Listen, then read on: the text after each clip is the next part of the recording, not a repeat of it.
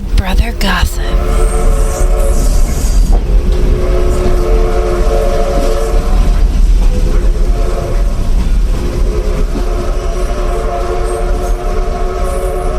I got hit by a train last year while I was walking. What the fuck? Big Brother Gossip. People in here are nuts. I'm a professional. It's okay. I'm not going to break anything except your shitty competitions. He gives like Columbine scares. I'm kind of like, if we see him walk around in a trench coat, I'm like, Oh my God, stop. I hope you still want my boobs. Yeah, I totally want your boobs.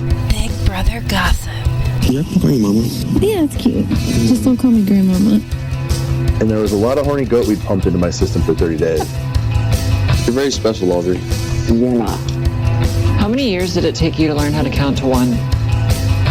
Everyone hates Audrey. That's why you always gotta be nice to the nerds. That's what my mom always told me growing up. Because I'm the victim here. Her boobs have a nice personality. Yeah. Big Brother Gossip. Dude, why is Big Brother named Big Brother? Because he's always watching. Big Brother Gossip. Test. Is this thing on? Is this thing on? It is the Big Brother Gossip Show, our season premiere. I am Scott Hudson from BigBrotherGossip.com and ScottHudson.blogspot.com and also ArgusLeader.com/blog/Scott Hudson.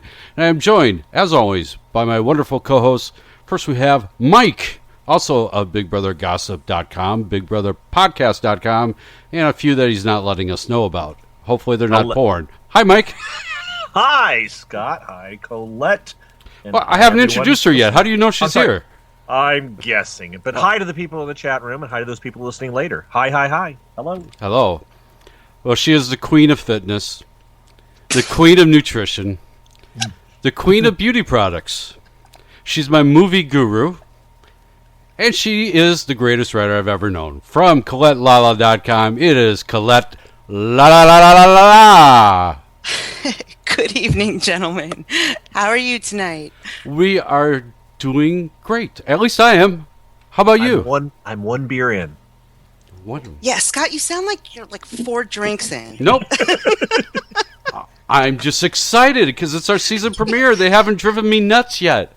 It won't take long. Yeah, give me a couple weeks. Okay. Give me a couple weeks.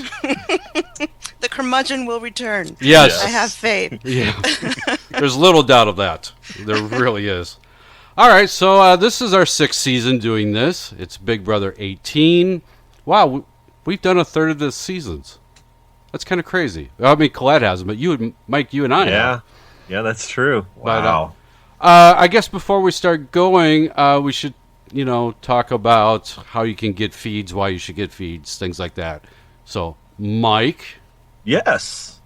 So, those of you that are somehow don't know, you can get the live feeds through CBS now. You can. We all encourage everyone. You're silly to try to watch Big Brother if you only watch the TV show, of course, and listen to us. But you should still supplement that with the live feeds, and you have to pay for them through CBS. It's $6 a month, $5.99 a month. Oh, we didn't remind. We'll have Colette talk about it too a little bit. Yes. And you can you just sign up through CBS All Access. I have a suspicion that a lot of people never canceled their CBS All Access, and so they're not signing up. But so they need to cancel. Wait. Why do you keep saying sign up through CBS All Access? No, I'm not saying to sign up through CBS.com. No, you just said it. You end up getting there, but you go through one of our sites first. You click on a banner or you click on a link. Colette has links. Big Brother Gossip has links. Go to ColetteLala.com, go to BigBrotherGossip.com, and click on a banner. That's how you get there. Then you sign up. How's that, Colette? Better? Much better. All right. And then you watch the feeds, and then you listen to us talk about it next week. Okay, well, let's talk about the feeds. Obviously, everyone knows how to watch them on their computer. You go to CBS.com, and you just click on the live feeds, and there they are. Well, it seems like a lot of people are having trouble watching them on their TV. And trust me, watching them on your big screen TV is a life-changing event, as we found out in the last couple of years. And our director of technology, Colette, is now going to explain how you can watch them on your TV. Sorry, I just took a drink of wine. Okay. So last year, Big Brother lovers, CBS did the most amazing thing ever and made the live feeds available to watch on Roku. If you don't know what a Roku is, it's a streaming device you plug right into your TV. Once you are in your Roku, there are literally thousands and thousands of TV channels available for you to watch. Some are paid subscriptions like Netflix, Hulu, Amazon, your premium cable channels like HBO and Showtime, and your CBS All Access app, which you're already paying for if you subscribe to the live feeds. Okay, and then there's tons of free channels about literally everything. Fashion, fitness, which I love, classic movies, documentaries, British channels, music channels, everything you can possibly think of, crafting, cooking, all kinds of crap. Okay, I personally use my Roku all year round. There's a channel called Vudu, which has new release movies and older movies, which you can buy or rent, kind of like on iTunes. Okay, but what I like about Vudu is that once you sign up, which is totally free, oh God, sorry, you guys are distracting me having a conversation. Sorry. Okay. They'll send you promo codes and coupons for free movies, or like 25% off a rental or something, usually on holidays and anniversaries. I get promo code emails all the time. And I've watched tons of new releases on my Roku, and I honestly don't think I've ever paid for one. Or if I have, it's been like a couple bucks because I've used a coupon. Now, with the CBS All Access app, in the comfort of your family room or your bedroom or what have you, you can watch the Big Brother live feeds on your big flat screen TV. This was a game changer for me last season. I know it was for a lot of other people. I watched much more live feeds than I ever have in other previous years, simply because it was so easy. It was luxurious. Most importantly, it was comfortable. Nothing makes me more uncomfortable than sitting hunched over my laptop, staring at a small screen, and just miserable. I hate it. I never watch anything on my laptop. Never, ever. Neither do I. With my Roku, I put the live feeds on. I'm totally able to switch cameras all around the house. And then I can lay on my couch. I could be in my kitchen cooking. I could be folding my laundry, knitting, working out, cleaning, whatever. My Roku gives me freedom, and it makes me feel pampered. And I don't know about you, but I love to feel pampered. I even got one for my mom this last Christmas. She doesn't even watch Big Brother, but she's addicted to her fucking Roku. She loves renting movies on Amazon and binging TV series. Last time I saw her, she was watching something called like The Duchess of Duke Street, some British show from the 70s, which I need to look into. But anyhow, so the reason I talk about the Roku so much, and I encourage everybody to get it, is because I know with 100% of my being that you will love it. Now, I travel a lot for work, and I bring my Roku. I literally bring it with me everywhere I go because I can't bear to be without it. I will never go back to watching these feeds on a stupid little screen. I can't do it. And I started enjoying Big Brother again. And if you've listened to the show, you know I've been miserable for a few seasons. But last year it was fantastic. I was happy again. I liked it. I was watching it more. I was excited. It wasn't a chore. And better yet, I didn't feel like I was wasting time while watching it. You know, because sometimes you can be like, what the fuck am I doing with my life? Why am I watching Big Brother all the time? But you know what? I can do whatever I want to do while the feeds are on. Exactly. I don't feel guilty. It erases your guilt. This Roku is magic. Wow, it erases guilt. All right. It does. So, to get yourself a Roku, go to ColetteLala.com. If you don't see any of the ads on my page, then you need to turn off your ad blocker for my blog only. There's like a little button in the top right-hand corner of your thing. You could be like, turn it off for this site? Yes, turn it off for my site. Okay, so everything will pop up because you're like missing half the shit on my page if you have that thing on. So on the right-hand side of the blog are the links to buy products on Amazon. I have put 3 versions of the Roku there for you. There's a super cool new fancy one that I've totally got my eye on. I really, really, really want. It's like $120. Now, if that's a little more Roku than you need, there's a middle-of-the-road version. That's the one I have. Which is $85. That's the one I have too. And then last on the list is the Roku streaming stick, and that'll run you about $48. If you have a wall-mounted TV, go with the streaming stick. I'm actually thinking of getting a second Roku for my bedroom. And if I do, I'll probably get the stick. So, I have 4 Rokus at home. So. Oh, God, I'm so jealous. Yeah. Okay, and every person who bought a Roku through me last year, absolutely loves it. Not one complaint. Some even canceled their cable completely, and now they just exclusively watch the Roku. I'm not brave enough to do that. I don't have the willpower to do that, but a lot of people do that. Colette, because there's so I know you're the tech expert, but just to chime in, it's not just the CBS stuff. You can watch so many different things on it. You can get CBS. CBS News has a 24-hour streaming TV channel that you can put on that. Okay, when I say there are thousands of channels, there are and I didn't even cover sports, because I don't watch that stuff, and news, and anything you want is literally there. And what's really cool about it, by the way, is that you can take your Roku and say you winter in Florida or something. She just said that. Did she? Yeah. Yeah. No, but Mike's gonna explain a little more. I'm going back to my beer. Okay. No, go ahead. You can take it with you wherever you go and plug it in. If I travel, I take it with me. You do travel and you take it with you. I take it with me. I would never lie to you guys. I would never promote anything I don't use myself. Every product I put up for sale on my blog is something that I use and that I trust and that I know works. So please go to ColetteLala.com, click on any of the Roku, Amazon links, read about the different versions. Decide for yourself. I don't know what's best for you. I don't know what you can afford, whatever. But trust me, it is a game changer in everything. In everything, it's a game changer. And I just want here's the thing. I just want everybody to have the best experience possible because I like having the best experience possible. Exactly. Okay, so I love seeing all the photos of you guys watching Big Brother in your living room. So tweet me pictures of it. I love it, and that's it. That's my Roku speech. Let me add to that too, because I've had HBO, Showtime, Movie Channel, all that stuff for years and years, but I've never put their apps on any device that I have because I don't watch things on my iPad somewhere else. I know a lot of people do. I don't. But as my movie guru has informed me of shows that I have to watch, my HBO, Showtime, and whatever on demand stinks.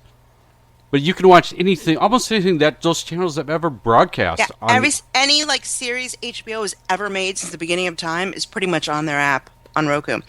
And if you already are a subscriber through your Comcast or Xfinity or Verizon Fios or whatever, all you do is sign in on your Roku with that information. So you don't pay anything extra. It's free with whatever you're already paying for with your cable system. All right.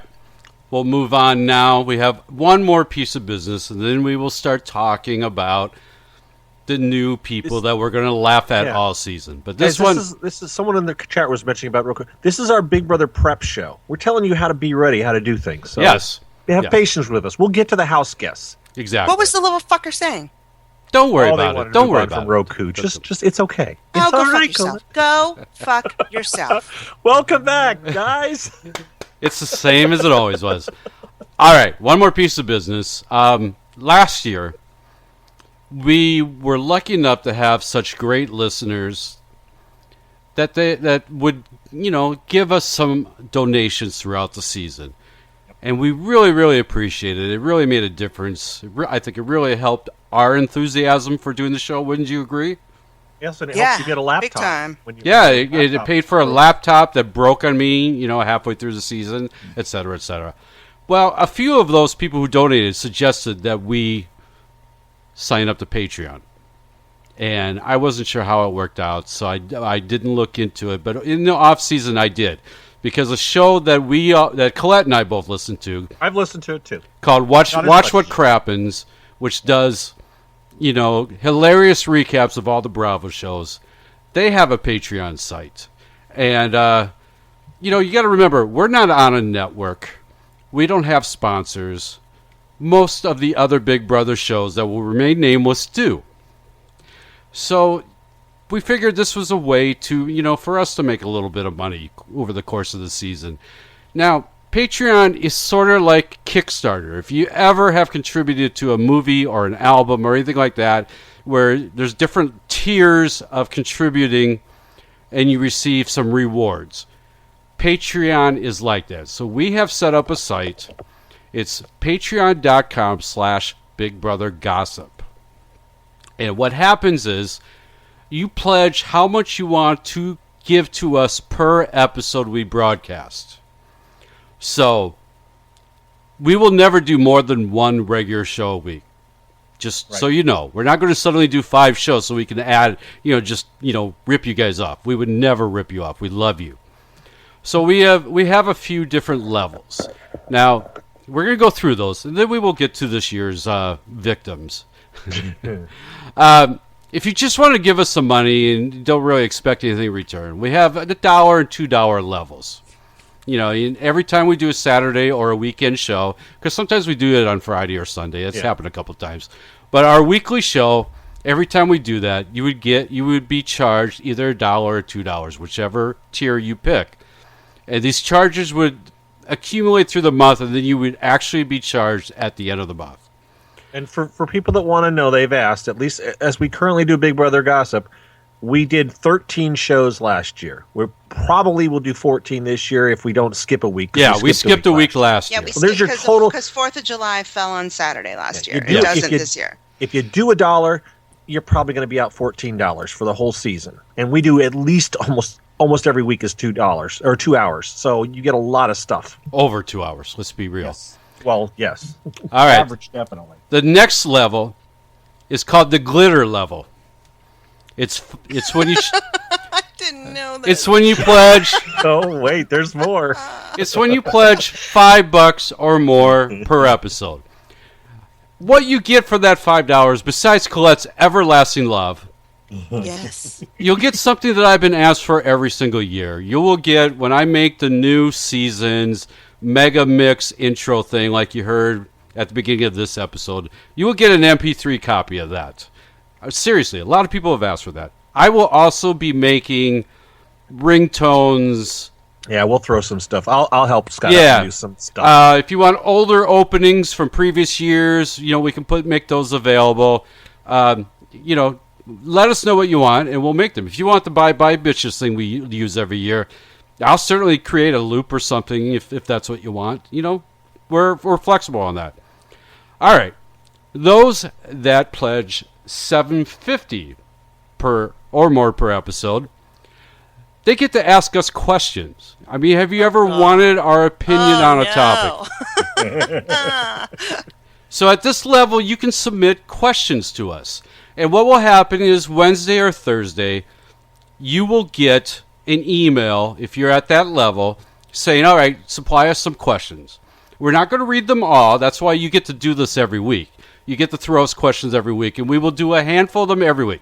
If you ask us personal questions, we're not going to answer. But, if they're show-related or even not necessarily Big Brother, I mean, we'll pick the best ones every week and read them. So, if you contribute questions every week, eventually a handful of yours will be asked. And I think that's going to be really fun.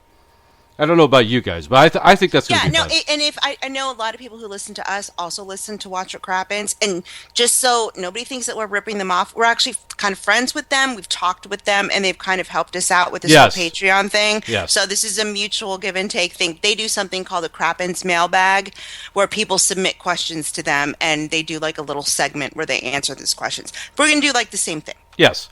Okay, here is the most exciting thing that we're doing. If you pledge $10 or more per episode, it's called the gin level. See? And with the gin level, you get a secret bonus episode. Ooh. You guys have been asking for us to do more shows. Every year we've done them. This is your way to get us to do it. What will happen is we haven't set all of the decision. We haven't made all the decisions yet. But what's going to happen is either Tuesday or early Wednesday afternoon, Colette and I at least, and hopefully possibly Mike, will record an extra episode. Big Brother will be discussed, but it won't be necessarily the only thing that is discussed. Because these two watch a bunch of other stuff. We love our Bravo shows. I don't know about you, but I could go on for hours talking about Southern Charm, and Below Deck Mediterranean, and the Housewives, and all that good stuff. And people have been asking us, you guys should cover the Housewives. You guys should do this. And we just kind of thought, I don't know, whatever. But now this is a real exciting opportunity for us to kind of play with that. And if this works this summer, and it's a hit, and we kind of like it, and people appreciate it, this could be the entree to a spinoff. Yes. 12 months out of the year of podcasts, you guys. Yes. Okay. So we're going to feel it out.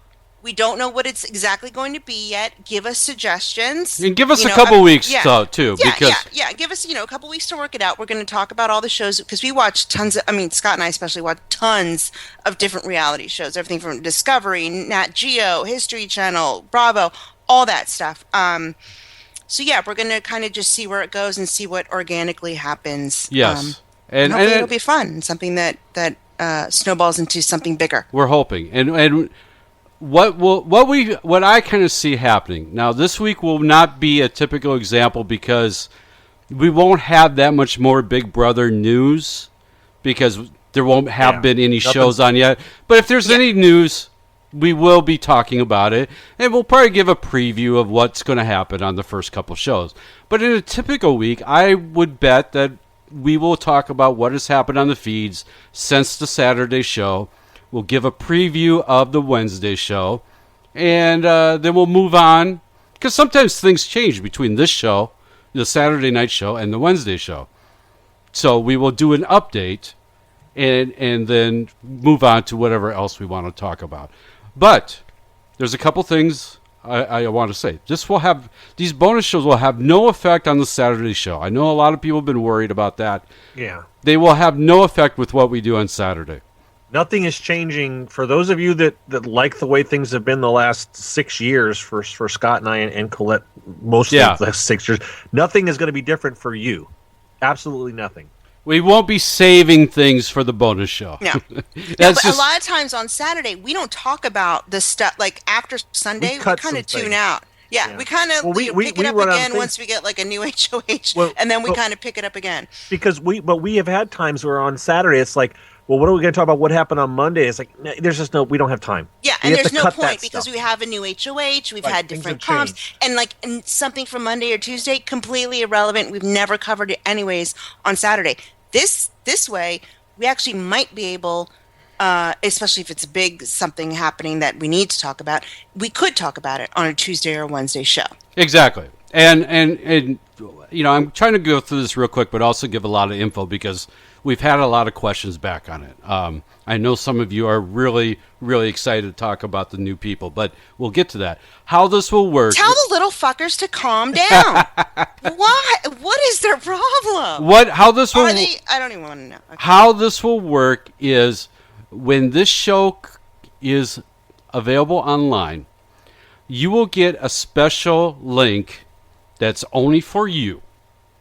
That will take you to a SoundCloud, a private SoundCloud file. So you should probably put on your phones or devices Patreon's app and the SoundCloud app. They're free. They're easy to use. The Patreon app will give you a notice when there's a new post, and the SoundCloud will play the file, obviously. So we'll move on. For $20 or more, you become an associate producer of the Big Brother Gossip Show. And a couple people have already signed up for that, which I'm extremely stoked about. That's cool. Nick Lubuzetta, Lobuzetta, I hope he tells me exactly how to pronounce his name. And also Cece. They are... What? I said Lubuzetta. Okay. I'm just making shit up. And Cece or Ceci, I think it's Cece. They are our new associate producers. Congrats! But they will get the bonus show and the ringtones and all that stuff too. And then we have the executive producer level, which gets their name mentioned on every single show we do. They get a special shout out for $30 or more per episode. We don't expect a lot of people to pick that, but we'd love you forever if you did. And finally, if we have any millionaires out there that just have a lot of money that they want to give away, for $50 or more per podcast episode, we will do anything you want. I will have sex with you. That is the super sponsor level. Okay? You heard it here. Mike, note where that happened so we could, cut that for later. Yeah, I got it. Okay. So that card balance. That's it. If you have any questions, contact me on Twitter or on our Facebook page. I plan on using the Big Brother Gossip Facebook page a lot more this year. So that's it for the commercial. I mean, is there anything I've missed describing? No, I think you've covered it. I mean, as I said, the whole point is that, look, this isn't going to happen as people are, this is going to happen every episode. We wanted to get it out there. We've been talking about it. This is our prep. The show hasn't even started yet. Yeah, it's prep and info. Going into Big Brother 18. This is intro. Let's get everybody acquainted. Let's tell them what's going to happen. We got new listeners tonight, so nobody, just chill out. Calm Let's all get drunk. All right. Well, let's start talking about things. We're done with that. And thank you, Nick and Cece, for being our associate thank you very much, you two. Okay. Let's talk about Big Brother. And this is a little out of order here, but once again, Big Brother After Dark is going to be on Pop, although a few cable systems, such as mine, have dropped it. Mine. They've dropped it.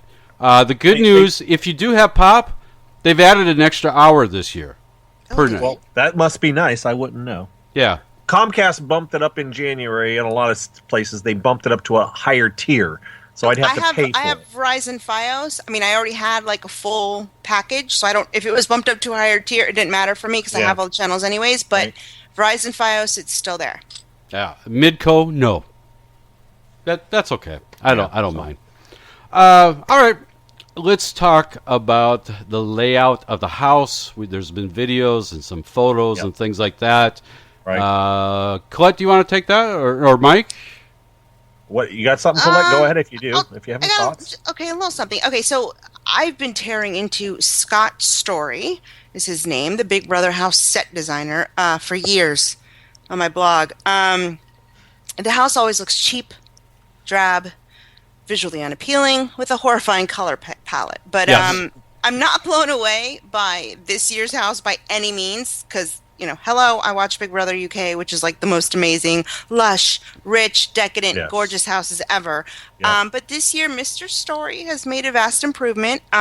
He never gets the dining room table chairs right. They're always so janky and cheap. But the theme is like airport departures, like vacations around the world. And so the living room is the departures lounge, and that's where arrivals and departures will take place. It actually looks really, really cool. It does look like you're in an upscale airport. And then there are different themes for the bedrooms, like the Tokyo room, the London room's my favorite. The HOH room's about Hawaii. I don't know what Hawaii Scott Story visits, but it's like 95% of it is brown and suffocating. I've been to Hawaii. Hawaii is the most brilliant, vivid greens and blues you've ever seen, and he chooses Duty Brown and like drab grays as his inspiration. The backyard has a national parks theme. I guess you can see Yosemite and whatever other national parks there are back there. And I mean, you can go into this for. I'm just covering like the general That's stuff. All right. So you can go into detail. No. So this I thought was really cool. Since CrossFit is super hot right now, and they've always just had like an elliptical. And last year they added a little bit more gym stuff for the house guests to use.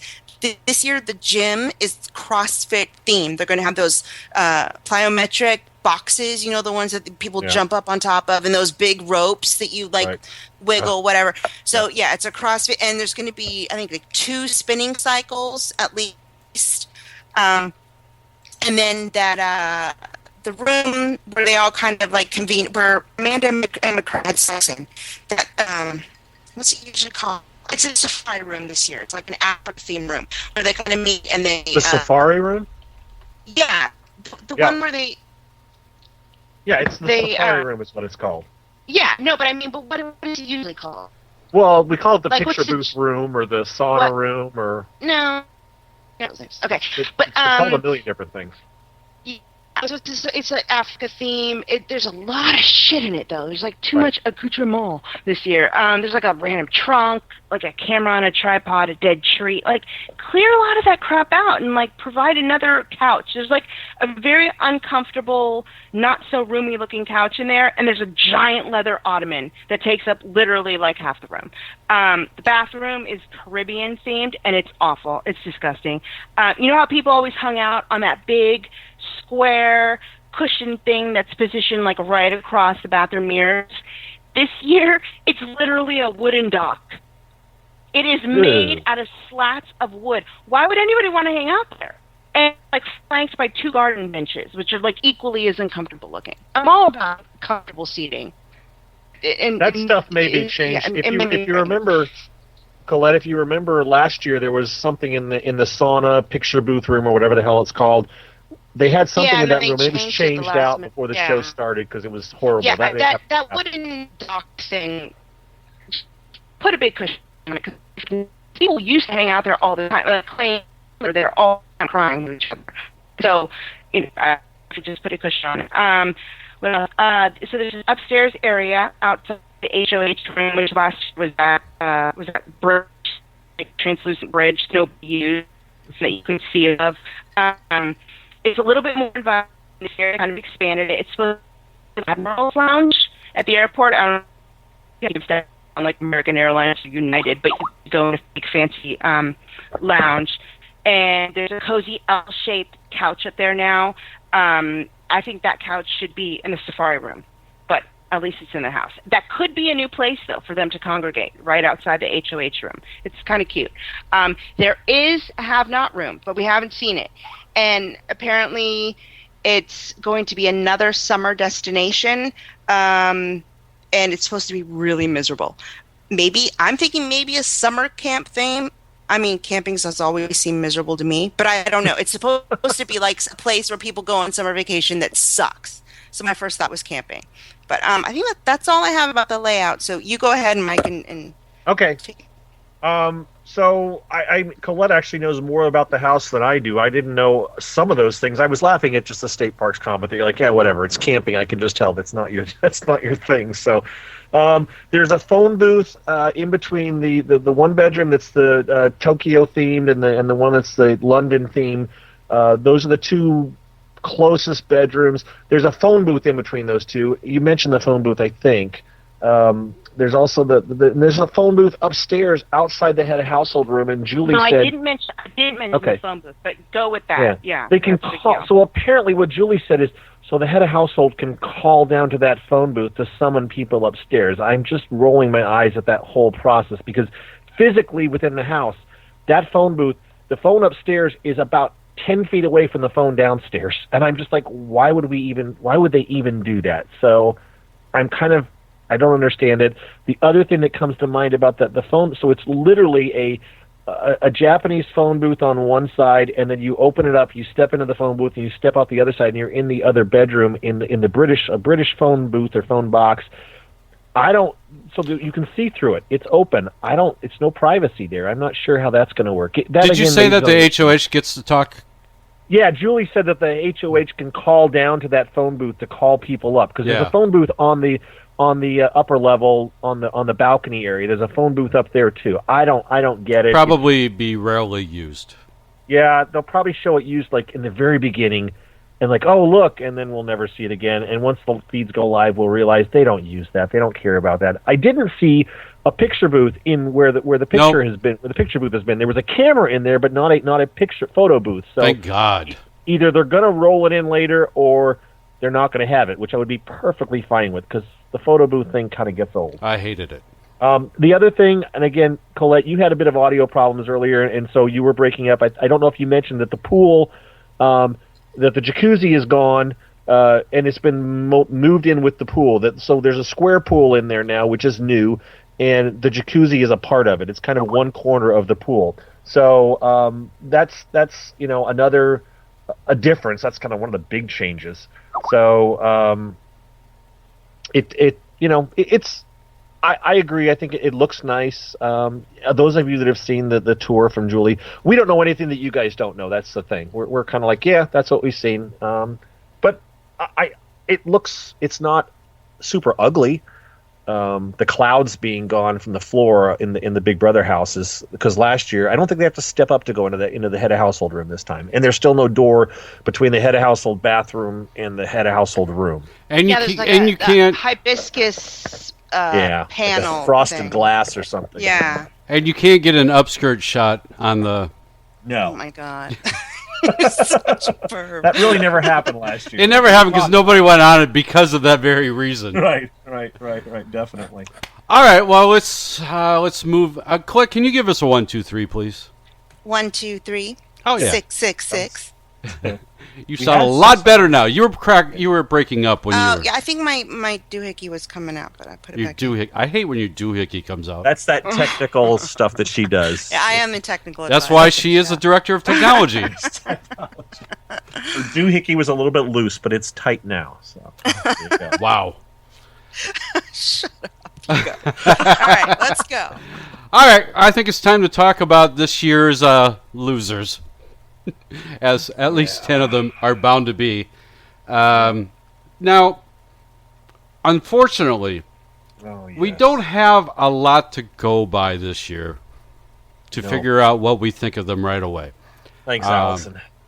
Or whoever Matt from Big Brother Network is who we have always primarily used for our season previews because he does great interviews. We miss you terribly. Yes. Sorry you didn't get to go, man. Yeah.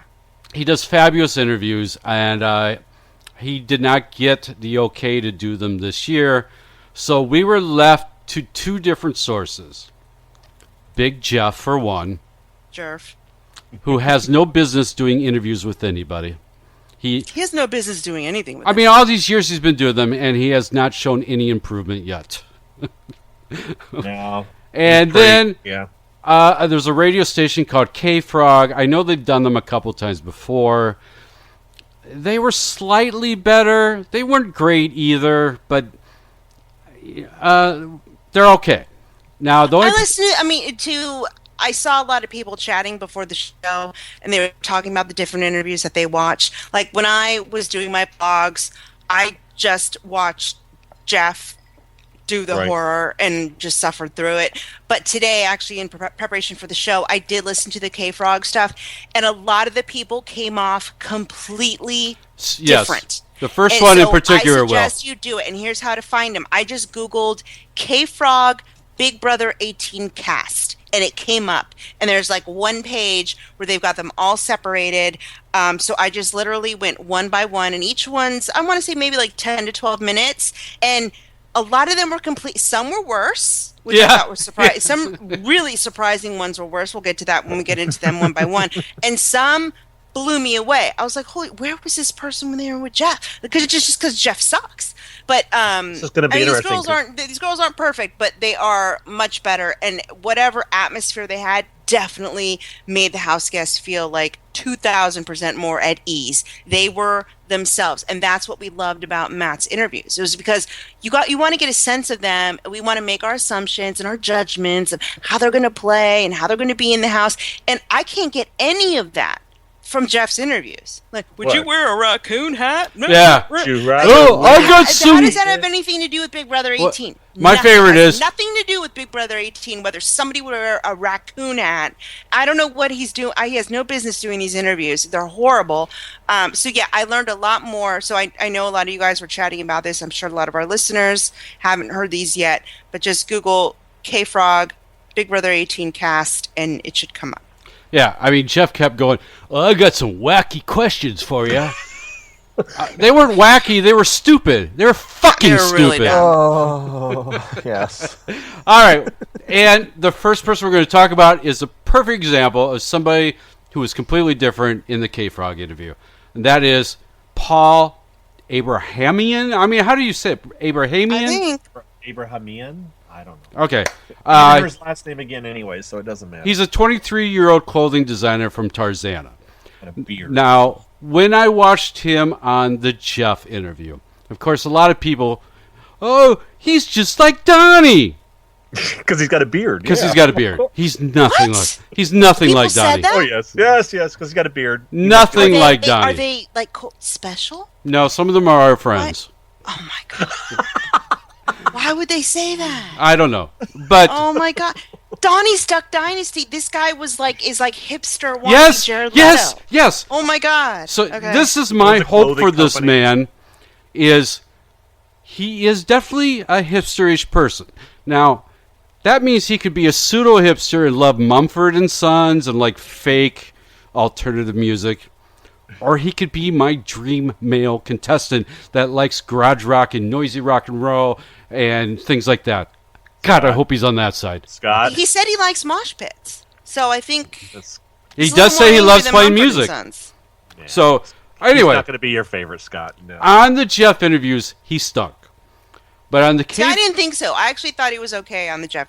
He was a little more sedate than he was on the K-Frog ones, but I still kind of liked him. You could tell he had charisma, and you could tell he was funny. All right, and because there were others that were just like deer in the headlights. Yes. Well, let's play the first clip on K-Frog, because he came off completely different in that interview, in my opinion.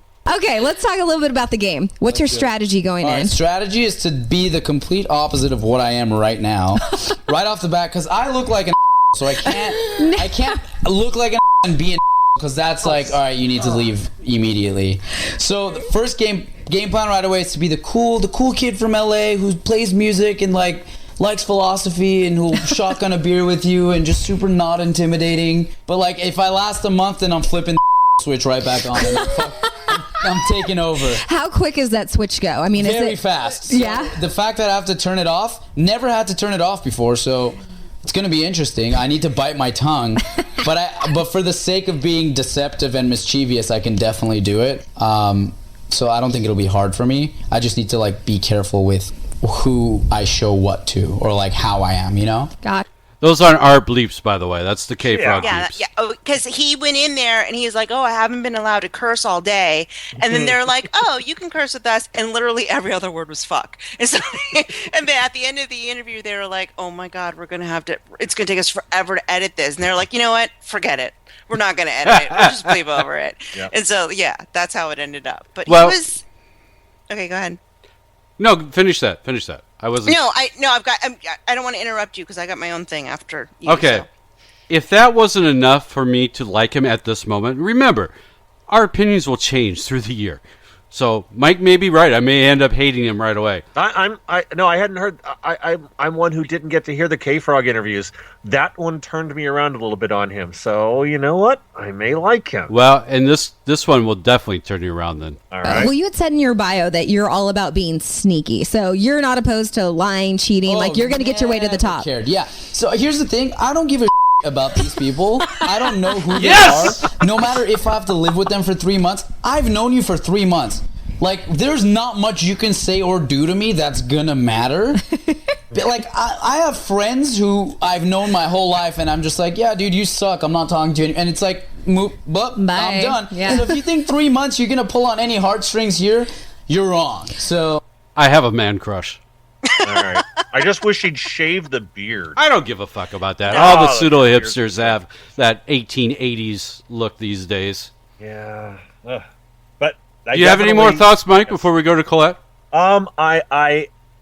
He has potential. He definitely has potential. But then again, I've seen guys like him that go in so confident and then totally blow up their game within the first week. And by the time the feeds go live for us, it's like, oh, they're all voting Paul out. Wonder what happened.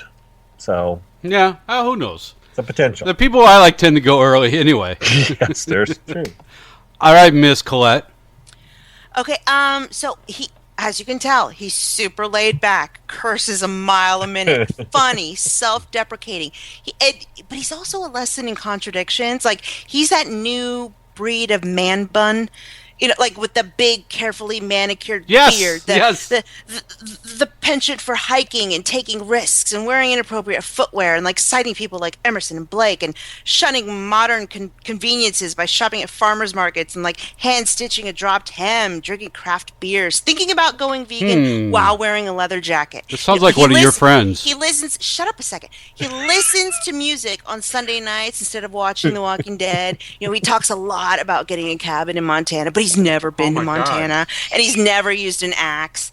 It's a carefully crafted facade where they pine for the simpler things in life, but yet they've got 4,000 songs on their iPhone, and their entire business existence is only online. Having said that, I love him. He's very free with the fuck words. He's funny. He's self-deprecating. Said that before. He's full of charisma, and I think he's definitely going to be popular in the house. The girls are going to like him. And yet, I think he's going to be able to hang with the bros. Can I ask you a question? Yeah. Is your BFF going to listen to this episode? Probably not. Okay. What?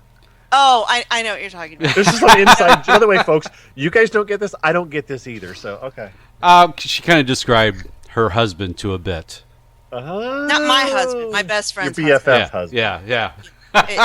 So I know this person. I love him with all my heart.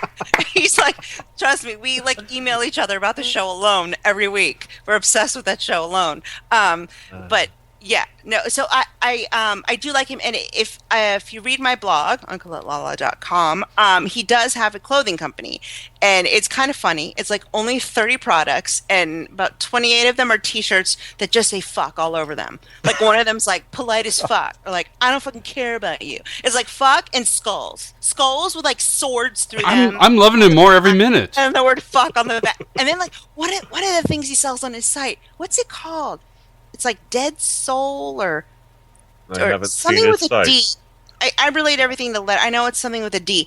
I've got the link to his Instagram. His Instagram is like bearded man, shirtless, showing his ink while hiking in the mountains, looking contemplative.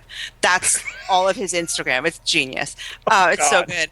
But yeah, his store, like one of the items that they sell is like a drinking horn. Dead skull? It's a horn. It's a dead skull like a is the trumpet horn, like an animal horn. Were you looking for the term dead skull earlier? Yes, that's it. Okay, that was someone in the chat. Dead Thank skull. you. So I think he's going to get a lot. If someone wants to buy me a polite as fucking a medium, I'll take it. I won't leave the house in it. Extra large for me. I'll pass.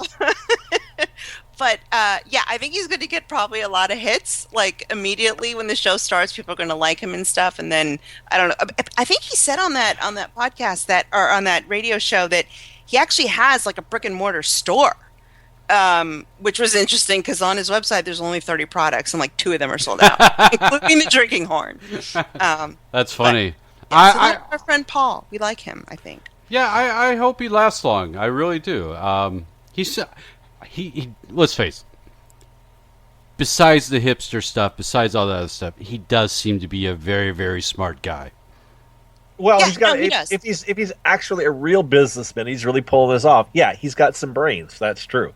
He's not an aspiring model like about half of these people. No, he talks about how somebody saw him with his beard and was like, "Your beard is glorious. Do you want to be a model?" And he's like, "All right." He goes, "Look, I know I'm ugly. I know I'm goofy looking." Actually, he's not. He's a good-looking guy. I saw some beardless photos today. He's a good-looking guy. Oh, I didn't see him without the beard. But he was like, yeah, if someone wants to take a picture of me and pay for me for having this big beard, fine, go ahead. He's like, next thing I knew, I had like a store and people were buying my shit. Like, he's just super laid back. He's kind of go with the flow type of a guy. Right. Okay. Speaking of models. Yeah. From the sublime to the ridiculous. Yes, definitely. Victor Aroyo. Because he told us how to say his name, and that was not Aroyo. He is a gym manager from Slidell, Louisiana. He's 25 years old. Slidell or Slidell? I don't know. He did admit in one of the interviews that gym manager does not mean he works out. He's the one that has to call maintenance and things like that. So, okay. I don't know if I would have admitted that. I would have said, yeah, man, I'm the gym manager. Yeah, you want to work out with me? But no, he... I really had a hard time finding anything for clips because he's the most uninteresting man in the world. So he's single and ready to mingle, though. Yeah, well, here's the one clip I did take. Okay, it's Victor, but you already gave us a lesson. How are we supposed to say it? Victor.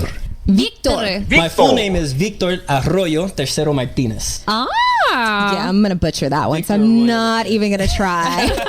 It's okay. So reading over your bio, I think we can pretty much say that you are going to be the Latin lover of the house. I'm dressed the part. I got the chains and everything. I look like I'm supposed to be like a Cuban drug lord. But yeah, that pretty much sums me up, I guess you could say. What are the odds of a showmance? The odds of a showmance, I guess they're pretty up there. You know, I like women. They typically bring pretty women around the house, and so if their personality fits, why not? You know, but eye on the prize, obviously. I have nothing to add to that. I had literally like a violent reaction reading his CBS.com profile. It was like, what are your hobbies or something, or your goals in life? And he was like, developing my body, getting women, getting money. And I was like, oh my God, I hate you so much. And then I started to watch his video, and he wasn't great. He's no Paul, but he wasn't that awful that I expected from what I read. Because his whole thing was about, I love women, but I can't make up my mind. I have to go from woman. I'm like, no, you don't love women. You're an insecure pussy, and that's why you have to keep fucking around, because you hate yourself. And that's what I got from him on paper, but in person, I wasn't as revolted as I thought I would have been. I kind of liked that he made fun of himself wearing the gold chains and comparing himself to a Cuban drug lord. Yeah, I like that part. Yes. But this part was weird. He actually wants to lie about the fact that he went to college because he thinks people will think that he's smart. What? They know it's not going to be a problem. If they know that he's a college graduate. It's not like he went to Harvard.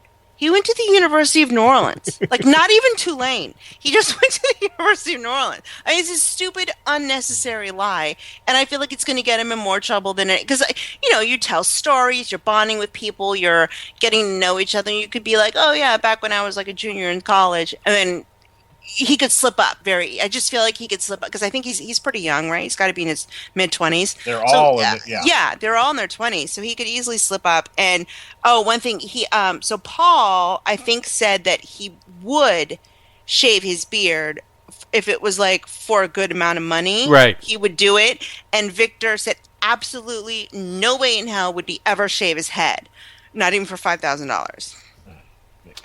Aha. I'd shave my pubes for $5,000. For $1. Ew. Patreon subscribers. Ew. Oh, by the way, we've had 3 new additions to Patreon since we went through the 20-minute rant. Well, cool. There you go. Thank you. All right. Anything more on our Latin lover? Yes. Oh, go ahead, Mike. I forgot you haven't said anything. Our Latin lover. I am perceiving as he said, he's, besides being single and ready to mingle, or single as a Pringle, whatever the hell he said. I can foresee here, if there any showmance develops, I'm thinking like Spanish guitar playing and castanets going.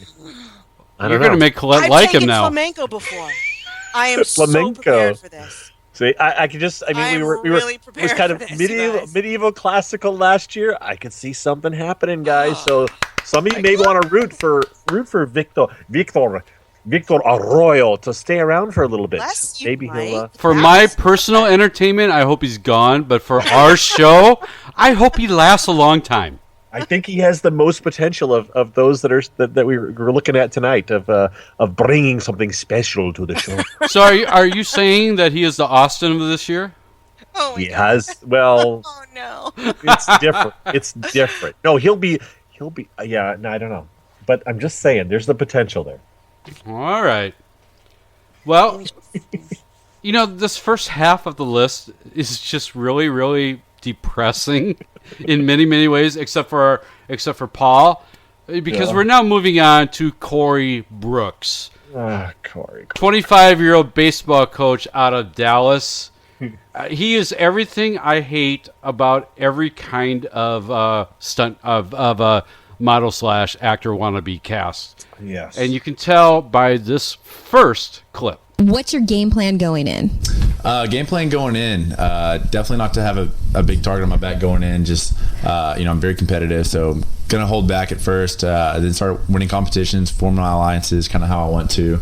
Get a couple bromances in there just to. Gotta get the bromances going. So I think guys are gonna run the house this year. So that's kind of my strategy going into it. So you're not going to align with any women? Oh yeah, I'll align with a couple women for sure. I'm going to be very flirty towards the girls, trying to work my charm. So I'll definitely have an alliance or two with the girls too. Are you looking for a showmance? Not looking for a showmance, but if it happens, it happens. You're okay with it? Yeah, I'm okay with it. As long as it doesn't hurt my game, then absolutely. So you're not going to throw the game for a girl? No, won't be throwing it for any girl. Eye on the prize. Yes. Yeah, sure, whatever. Absolutely.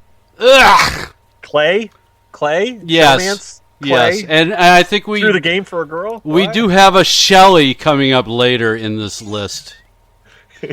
I think they were booked just for that. I could be wrong. If you want any clue that he has no idea what this game is about, this clip. All right, and the theme of the show is expect the unexpected. Right. Do you have any ideas what you think the twist is going to be? Honestly, no. I have no idea what these twists are going to be. Just watching the last couple seasons and seeing some things, it's like, a couple seasons. What's next? So, what would you want it to be if you could pick any twist? What would I want it to be? If you're like, oh, that's cool. That's what she asked you. I don't know. Before coming out here, I read online it was like an all-star. There might be some all-star cast. So I think that'd be cool if there was some previous house guests. That might be cool. Yeah. Cool. Because if you get on their side, they know what they're doing, and so that True that. I think I'd be able to get on their side and be able to go a little farther maybe. He wants returnees. This is what infuriates the totally hardcore fan. This is a guy who. He made the show, people. He got on this show. He knows nothing about this show. It's embarrassing. Oh, it's really embarrassing. But I would like to hear what our resident romantic, Miss Colette, has to say about him. Oh my God, he's so fucking boring. This guy is a carpet fiber. He's a doorknob. He is literally the human snooze button. I'd like to smack him on the head every time he talks, just to shut him up for another 10 minutes. He's completely obsessed with his roommates. On both of the interviews that I saw him with, he's very proud of the fact that he lives his frat boy lifestyle, and him and his fucking stupid if he wins, he wants to take his roommates on a trip. And when he was talking to Jeff's like, oh, how many roommates do you have? He's like, well, there's Joe. And he likes to hang his jock straps in the shower. And then there's Ben, and he likes to eat Hot Pockets. And Jeff's like, oh shit, I need to stop this. And he doesn't know what to do. He's got to cut him off because the guy's going through every single one of 25 of his roommates and explaining them to everybody. He literally talks about his roommates more than he does himself, probably because they're more interesting than him. And he likes to clean his house. He's the person because who he's like the terminal pledge. Okay, so he was in a fraternity, maybe, but he's probably like the bitch. This guy has no personality whatsoever. Okay, but here's the interesting thing about him. He sleepwalks. Yes. Ooh. And that could be amazing. That could be fabulous. Little known fact, Colette Lala used to do this as a kid. I once spent the night at a friend's house. I think maybe I was, 7 years old. And throughout the night, literally, I kept waking up in the beds of her different family members. 1 hour I'd wake up, I was next to her sister. I woke up the next hour, I was in her parents' room. The next hour, I was in her brother's room. Sleepwalking is there's no reason for it. And I think it's caused by stress. Probably I was a little stressed out little kid. But, and then another time, I was in 6th grade. I remember waking up in the morning to go to school. Deathly ill, right? I'm like, oh my God, what's going on? I go to get out of my bed. I put my feet on the ground next to my bed, and I immediately vomited all over the place. Okay? I started crying. I'm calling for my mom. She takes one look at the vomit, which was pure chocolate, by the way. And she starts yelling at me for eating her box of chocolates. I swear to God, I didn't know she had a box of chocolates in the house. She got it in the mail from a friend and hid them above the refrigerator before any of us kids knew she had them. But apparently in my sleepwalking, I knew they had arrived. I knew where she hid them, and I ate the entire box of See's candies. She was so mad at me because back then you could only get See's candies in California. If anybody listening to this knows See's candies, they are never delicious. Heard of it. Yeah. They are delicious. Okay. And she made me go to school that day, sick as a dog. And I remember I was like barfing all day at school because she was mad I ate her box of chocolates. So long story short, people do crazy shit when they sleepwalk. This explains so much about you. And this is our only opportunity for entertainment when it comes to Corey is if he sleepwalks. Corey's potential redeeming quality is sleepwalking. Yeah, and does something really crazy. Okay, Mike, what do you have to say about him? I got nothing. I mean, we could talk about the quote and air quotes big time here controversy over. No, wait. We got to play this before we get to the supposed controversy. The Big Brother fans online are crazy and they love to dig into things. Are there any skeletons that they're going to find in your closet? Anything you're worried about getting exposed? Now. No, honestly, that's probably the only thing is my sleepwalking is kind of my only skeleton. Other than that, there's no, crazy thing that I've done that I've regret. I have no regrets, and so that's one thing going into the show. I know that I'm not worried about. Okay, well, this is the one case where I'm going to defend Corey.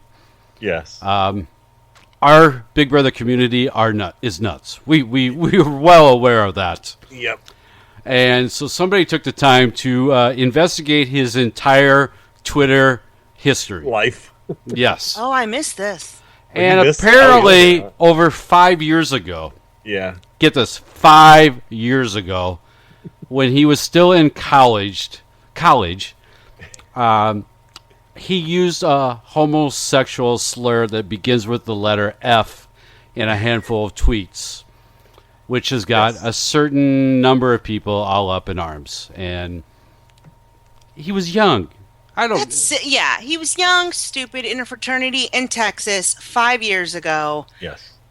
I mean, I never said that word 5 years ago, but I know I'm a very different person than I was 5 years ago. I'm sure every single person listening to this could say they're wiser and smarter than they were 5 years ago. I don't like that when they do that with political candidates either, when they like pull up something or comedians said 5 years ago and they're like, this could be your next like, just shut up. No, I don't like that because people do have the ability to change, and I know how much I have. I still don't like him. I think he's horrible and awful and really boring.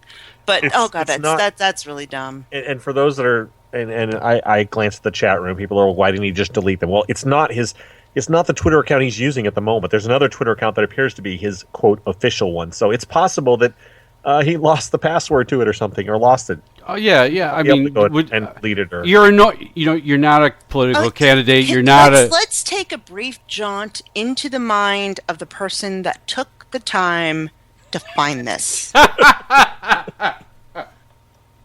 Right? Yeah. Probably sitting in your pajamas all day, around your house, blinds closed, you got nothing going on, dirty, greasy, smelly hair, and this is what you do with your life. You go through Big Brother contestants you haven't even met, haven't even seen in the house, and you dig 5 years back to find one stupid thing that like a 20-year-old said. I think I saw her on Hotel Hell a couple days ago. Yeah. I mean, the people that said that, why didn't he erase them? He's not a political candidate. He's not a comedian. He's not an actor. He's a normal person that got cast on a show. If he says something in the house, then we can talk about it. Yeah. Like, that's my philosophy about all this. Like, whatever you that's do, when like, we'll see what's really going on. Didn't Caleb have a bunch of stuff? Yes, like, Caleb he had killed some stuff. a pig or something, like, on his Instagram. People went ape shit. Like, no. Whatever you do, whatever you do before you get into the house, I don't give a shit about. Once you're in the house, I think Caleb whatever you do in the house, I can make fun of. I think Clay had some stuff last year. Clay had some things, too. Controversial. And Clay turned out to be pretty milquetoast, boring, vanilla. Yeah. Loved what's her name? Yes. I feel like Big Brother fans just focus on what they do in the house. That's it. That's where you live. That's what you're allowed to make fun of. And that doesn't mean you get to contact their families or their employers. No, just watch the show and just do it like we do. Talk about it behind their back like Jesus intended. Okay? That's how you do it. I've got a similar comment about somebody else that's coming up soon. Yes. A couple people, actually. couple people. Yeah, actually. there's been a few blips, but yes. All right, we move on to our first stunt cast of the year. A DJ. Well, actually, I'd like to say that before you go too far, you said our first stunt cast. At the end, we need to talk about the potential that these are all stunt casts. So yeah. Go ahead. Yeah. Our first true stunt cast so far. He says his occupation is DJ, but he hires DJs. That's what he said in his interviews. 27 years old from Howell, New Jersey. I sat through the entirety of both interviews. You poor soul. Sorry. And the following clip is the only time he didn't talk about one topic, okay? This is the only time he didn't talk about the only thing very, very semi-interesting about him. When I was younger, I kept a diary. That was when like gel pens were the big thing. I don't know if I'm We dating. went through that phase. Yeah, I don't know if I'm dating myself with that. But kept a diary until one day my best friend came over and he found it, read through it and everything, and I was just so mad that after that I kept everything very secretive. So I have a book. I wouldn't call it a diary. I jot down my thoughts, maybe write some poetry in there, some things that catch my fancy for later use, different ideas that pop into my head. I feel like it's something to write down. I went through a phase because I read that Benjamin Franklin used to sleep with a potato in his hand, and when he'd fall asleep, drop out because your brain's most active at night, and then he'd jot down his ideas right before he fell asleep. So I started doing that, not with a potato, but with something heavy that would wake me up, and I jot down my ideas and all that stuff. So there's a book that has things that have run through my head. I wouldn't say it's public. I feel like there's a potential for a blog, in the future with everything that I do. Shut up! Where I would like to kind of start putting things out there. But for now, it's just anybody that sounds like someone familiar. Do you think he wears a key around his neck? for his little diary? In case you haven't figured out from the monotone voice, this is what the other 12 minutes of audio consists of. All right, so if the face didn't give it away or the last name, anybody you related to play this game besides me? We're brothers. Besides you, we are brothers. Your real brothers who? The real brother. My real brother is Paulie Calafiore from Big Brother 16, part of the Hitman Alliance. Went to the final 2 with his boy Derek. Oh. Yeah, he's the brother of the biggest pussy to ever play Big Brother. Yeah, the worst player ever who literally handed $500,000 to another person. Don't brag about that. You hide in a corner and you say, no, I'm not related to him. Yeah, I don't know that guy. I don't know that guy. Didn't he say my brother would probably kick me in the ass for doing this? No. They were out cheering him. In fact, there was a big thing about we were going to push our sister to do it too, but she has no part of it. God.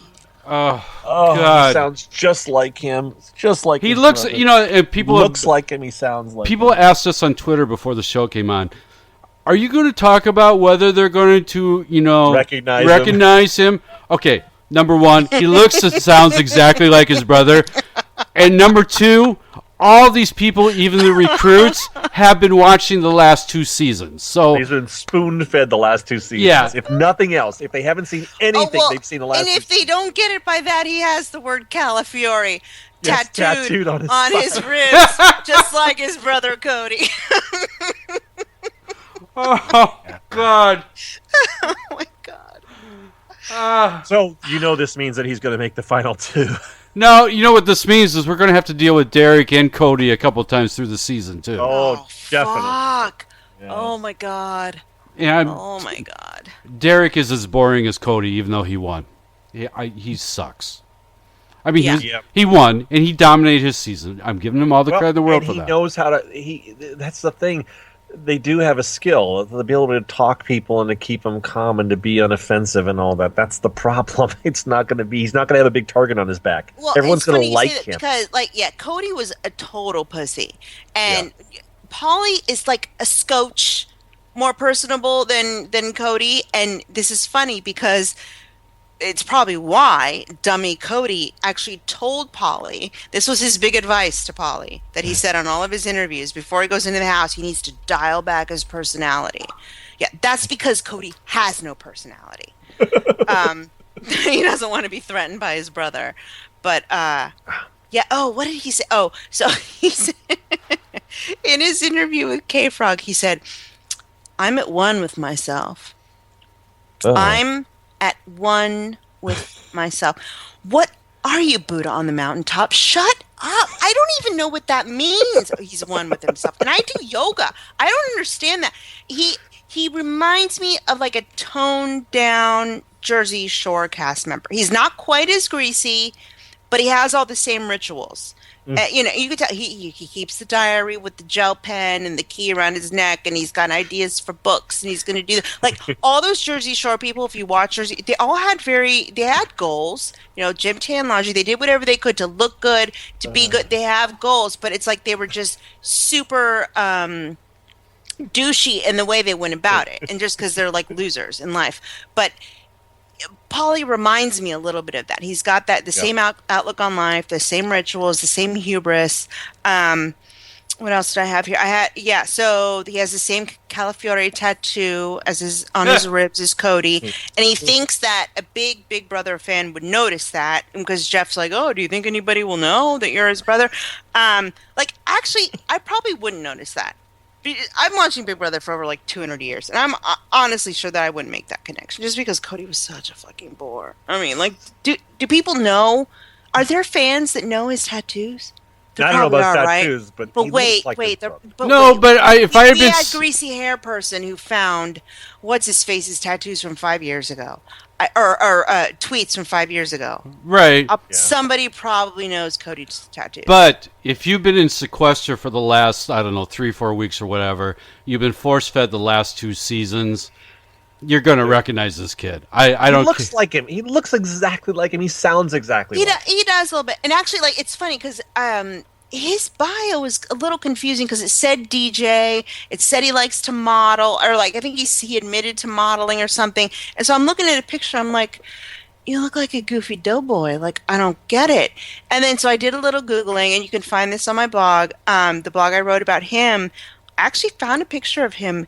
He was kind of hot. He's lying down, ripped abs, his little butt like peeking out, and he's got that little like edging, that little butt muscle edging, and I was like, holy shit, is that him? And then I kind of looked at that, and I looked at his like Big Brother picture, and I was like, it's a power Photoshop. It's like not him. I mean, he was scruffy. He looked very like Ralph Lauren, like, oh, I'm gonna write in my leather journal while I'm like lying on a haystack type of a picture. You got to see it because it's kind of funny to see that, and then to see what we're seeing now. We're getting gypped, ladies. That's lovely. Anything more on? No. Okay. Next. Well. Or should I say? Wait, real quick. He actually, on his gameplay, he plans on laying low, just like his pussy brother, and leave all the important decision making to someone else with balls. Ooh, that does sound familiar. Yeah.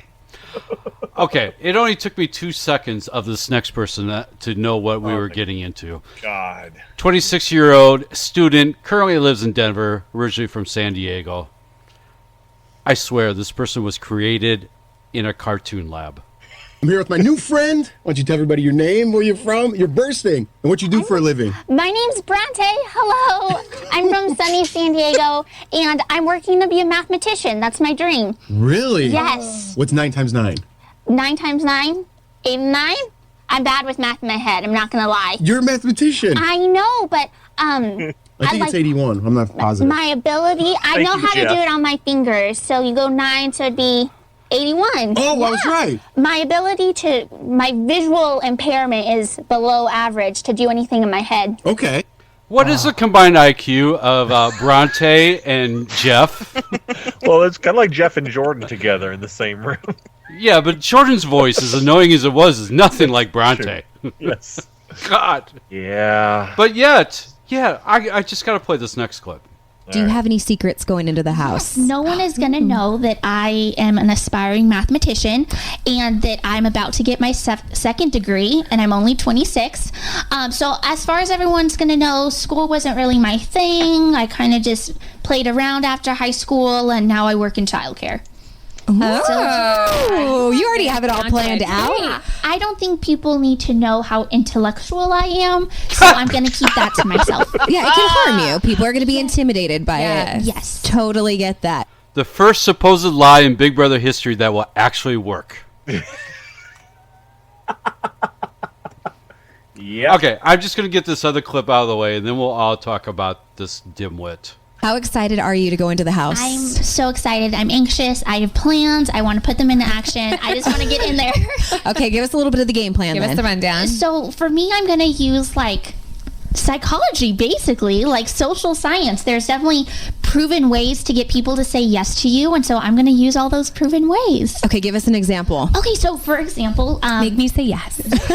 So there's ways in which humans have developed these instincts to say yes to something. So by using certain words, so for example, I can use the word because, and instinctually you will want to say yes. So even if I don't give you a legitimate reason why you should do something for me, the minute you hear the word because, you'll feel inclined to do it. So there's tons of different stuff like that. Oh, wow. You have like legit studied. It's science, people. I love math and science. Remember when we hated Nicole's voice? Vaguely. That was 2 years ago. Yeah. Would anyone like to talk about Bronte D'Acquisto? I'm sure Colette has like a big list ready to go. Am I right? Colette is bursting at the So let me go first, and then I'll get out of Colette's way because I think she's ready to go. I will say this. I did watch some YouTube videos of Bronte online that she did for a public access channel in Denver. I don't think it's an act. I don't think it's a bit. Maybe it is, but I'm not sure. And she actually is, from someone else that sent me a link, she actually is some members going to a mathematics thing. She may just not be able to do it in her head, and she can do it on paper. I don't know, but I will say this. I think she has potential. Although the voice is going to drive every one of us crazy, and put her and a few house guests we haven't talked about yet. I think the two of them in the same room together, and we're going to go insane. And with that, I will step aside and give you Colette. Yeah, thank you, because that was really wrong. Okay. That's fine. Okay. Her voice, helium-induced old lady hesitancy mixed with cartoon mouse. That's how I'm going to describe it. She's ridiculous, and the sight of her makes me physically angry. Fans of Dance Moms will get this. You guys, she does her hair like JoJo. She's 20. JoJo is like a 6-year-old on Dance Moms who wears gigantic, colorful bows in her hair. That is Bronte. She admitted she loves to shop for hair accessories. She's 26, people, and she wears big, dumb, clownish clip-in bows.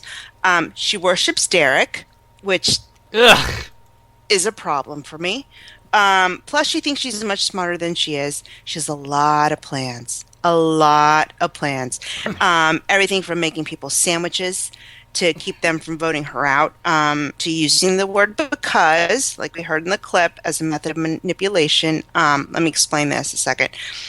So, like she said, she claims to know a lot about psychology. I think she watched Good Will Hunting because Minnie Driver wore some headbands in it. And it also explains the mathematician thing with Matt Damon. And now she thinks she can Jedi mind trick the cast to do exactly what she wants because she can use the word because. Now, let's see. I didn't know we had this clip, so I wrote a bunch of stuff about it. Okay. Naturally, I had to look this up. So, in 1978, a professor of psychology at Harvard indeed published a research study about the power of the word because. He did an experiment where he had people request to break in on a line of people waiting to use the Xerox machine. So this is the 70s, before fax machines, before computers, printers, all that stuff. People copied a lot of shit on Xerox. So the researchers had the people use 3 different carefully worded requests to break in the line. The first one was, "Excuse me, I have 5 pages. May I use the Xerox machine?" The second one, "Excuse me, I have 5 pages. May I use a Xerox machine because I have to make copies?" Ooh. The last one. "Excuse me, I have 5 pages. May I use a Xerox machine because I'm in a rush?" It turns out almost everyone online, when the question was asked with the word because, they let them use the Xerox machine. Interesting. So, If you use the word because, followed by a slightly compelling reason, you will be met with little resistance.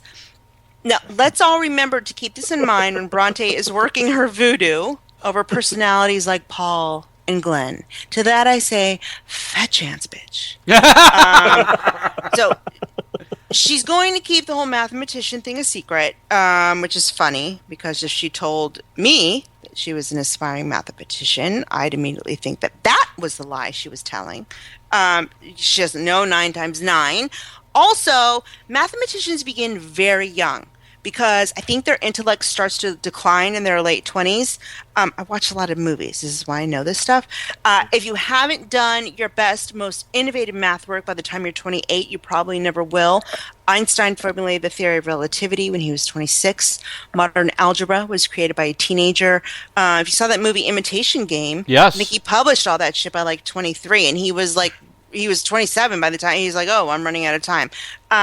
So the average age when a mathematician publishes something great and lands in a history book is 27.3 years old. Bronte is almost at. Bronte is almost to witness history in the Big Brother house, right? Yeah. I'm sorry. Almost at her decline, which means she has to learn how to add, subtract, what 9 times 9 equals, long division, and everything else up to and beyond calculus in less than a year. Good luck with that, Bronte.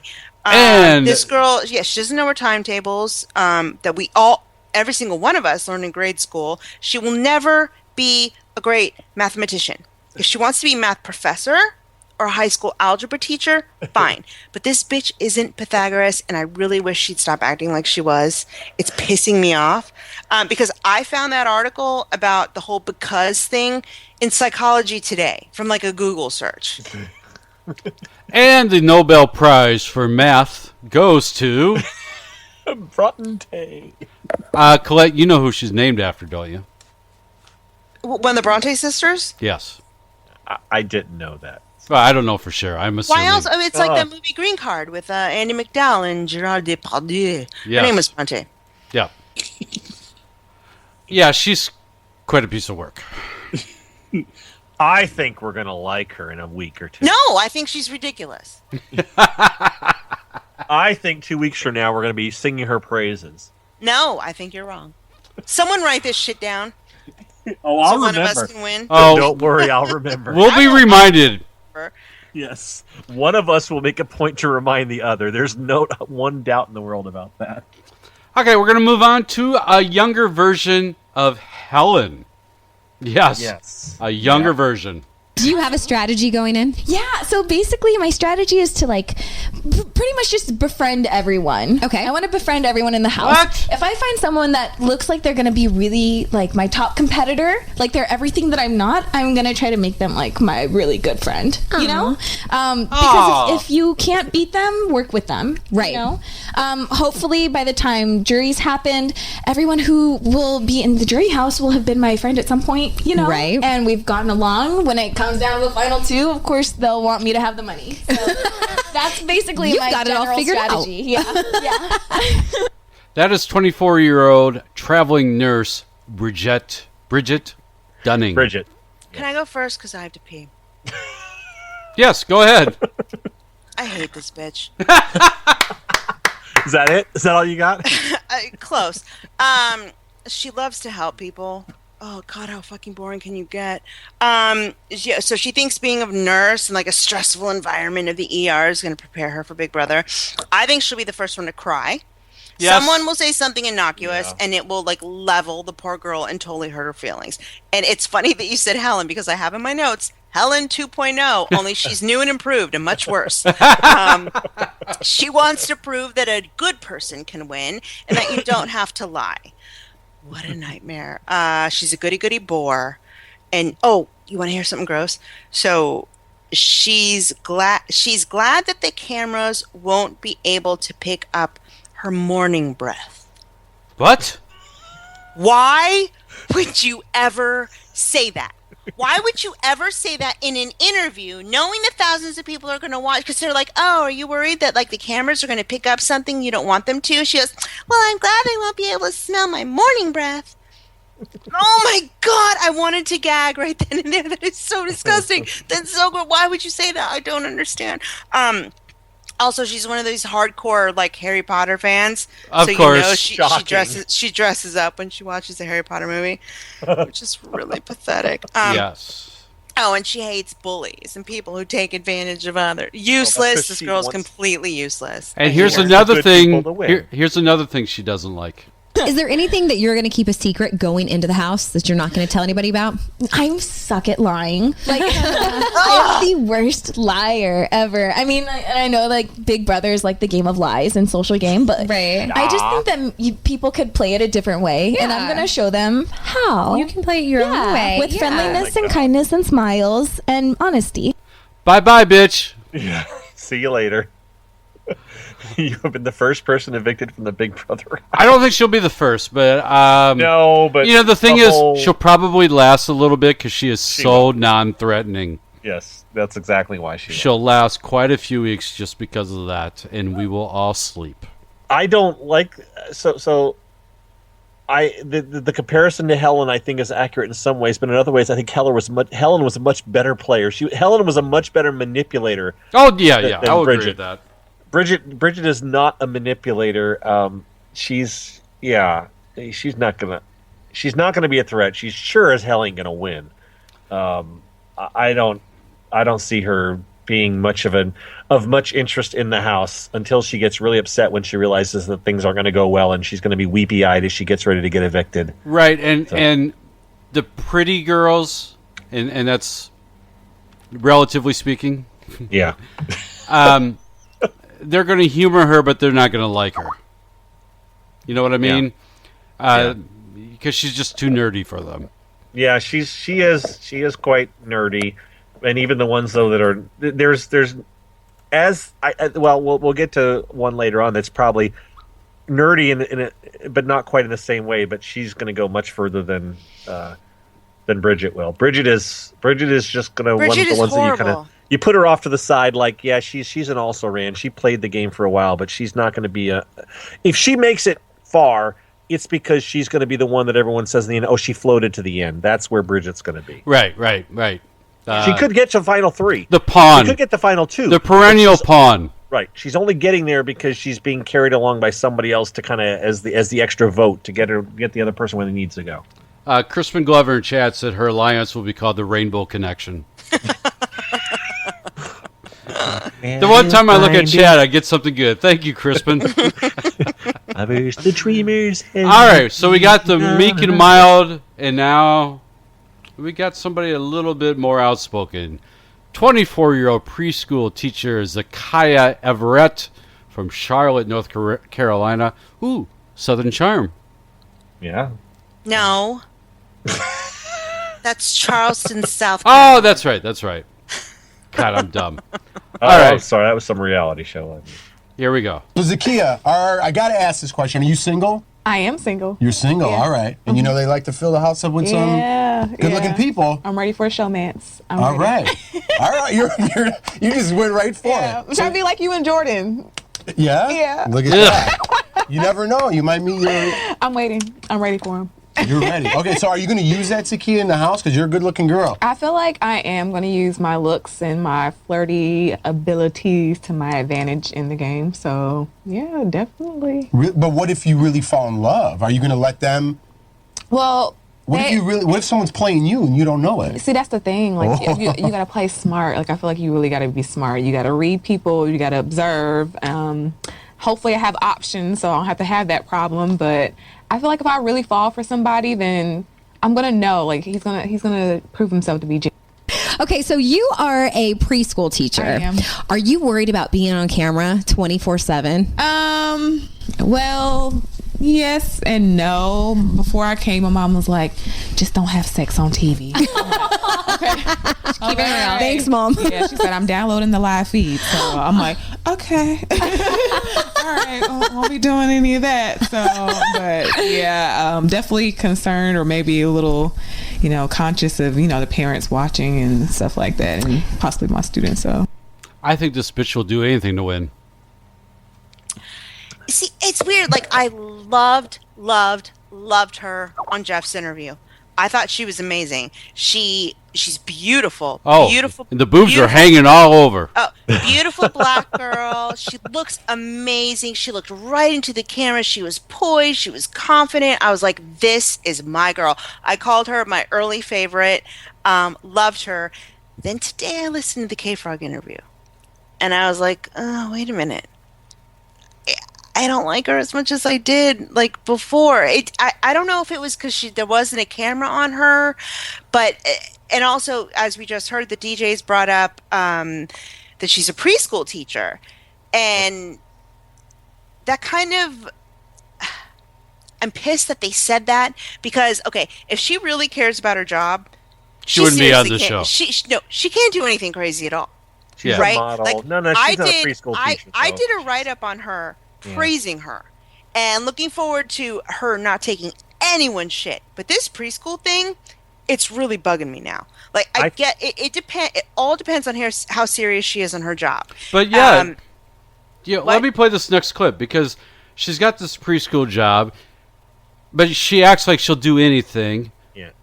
But then she says this. So you're going to be on camera 24/7, and we know Mom said no sex on camera. Is there anything else that you're worried about that's going to get caught on camera, or anything you're worried about doing, like in the bathroom, or maybe me twerking from time to time?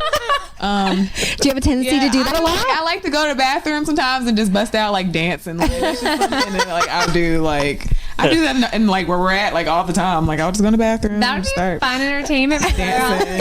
Yes. Now, I'm used to twerking on Jerry Springer. That's really where that's the only place I see it these days. No, but okay, wait, hold on. Okay, so about this preschool thing. Oh. Yeah. No, because I'm not done with it. Because I feel like it depends on how serious she is about it. She's not a model. She's a petite girl. She will never be a supermodel. If she's modeled before in her small town, then she's modeled before in her small town. And that's as far as it's going to go. She will never be a famous model. And I think she knows that. Now, is the job as a preschool teacher just something that she does to make money? Yes. Or is this something that she wants to do with the rest of her life? Because Big Brother can absolutely destroy your career, especially one where you work with children. Okay, I hope I'm wrong. I hope she doesn't give a shit about these little brats that she teaches. I want her preschool job to be a distant memory when she's in the house. I mean, okay, let's look at, just look at Spencer. He worked on the railroad, didn't do anything too. I can't remember what it was at this point, but people called and they got him fired. The guy lost his job, and I know, and other people before have tried to like call and get Amanda fired and stuff for stuff in the house. She actually works with like 4-year-old kids. Right. Okay, so this girl does anything. Knowing the Big Brother fans that we do, if she twerks in the house, they're going to be like, oh my God, she works with 4-year-old children. I mean, they're that. I don't give a shit. She can do whatever. She can dance. I don't care. I like dancers. She can dance, and I don't care if it's a sexy dance. She can still watch my kid the next day if I had one. But she could still do it. But I feel like fans are gonna hold it against her. But here's something that was really interesting. So they said, like, what do you hope? Don't Big Brother fans love to research things about house guests while you're in the house, and they dig up all this stuff about you. And so she said, this floored me. She said while she's in the house, she hopes her exes don't get salty, and because she was worried about her ex-boyfriend releasing video.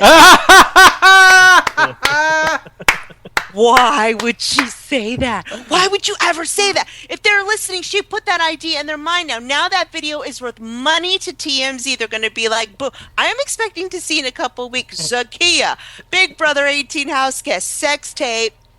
And it's out there now. And so she's got a sex tape waiting to be leaked. Oh, my God. Then go ahead and be a bitch in the house and, having your students see you being a bit, that's the least of your problems. Some brother's going to make some dollar. I could not believe she was literally an entirely different person on that K-Frog. She was the only one, and we said this at the beginning of the show. I said there were some people that I hated, and I ended up kind of liking listening to them on K-Frog because they were totally different. And there was a couple people that I liked with Jeff, But once it got on K-Frog, I didn't like it. She was my big one because I loved her. Loved her so much. I was like, she's not going to take shit from anybody, but yet she's going to be poised and classy and beautiful as she does it. She's going to be amazing. I was like, she's going to be so good. I mean, the girl's gorgeous. And she's so confident, and I love that. I'm personally drawn to the powerful, strong women. I always want to see them succeed, and I always kind of root for them. That's why I've always loved Amanda, which I know a lot of people hate, but I really liked her. I did too. And me three. I just got that vibe from Zakiyah. I was like, God, she's going to be a badass. And then when I heard her on this, she's like, well, maybe my exes are going to release these tapes. And I'm like, oh my God, why are you saying that? It made me really, really nervous. Really nervous, the stuff that she said.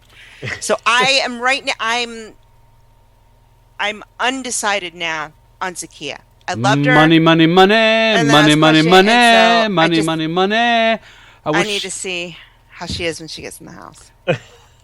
That's where I'm going to leave it. And by the way, if any of her exes are listening, we would gladly play the audio from do it. That. No.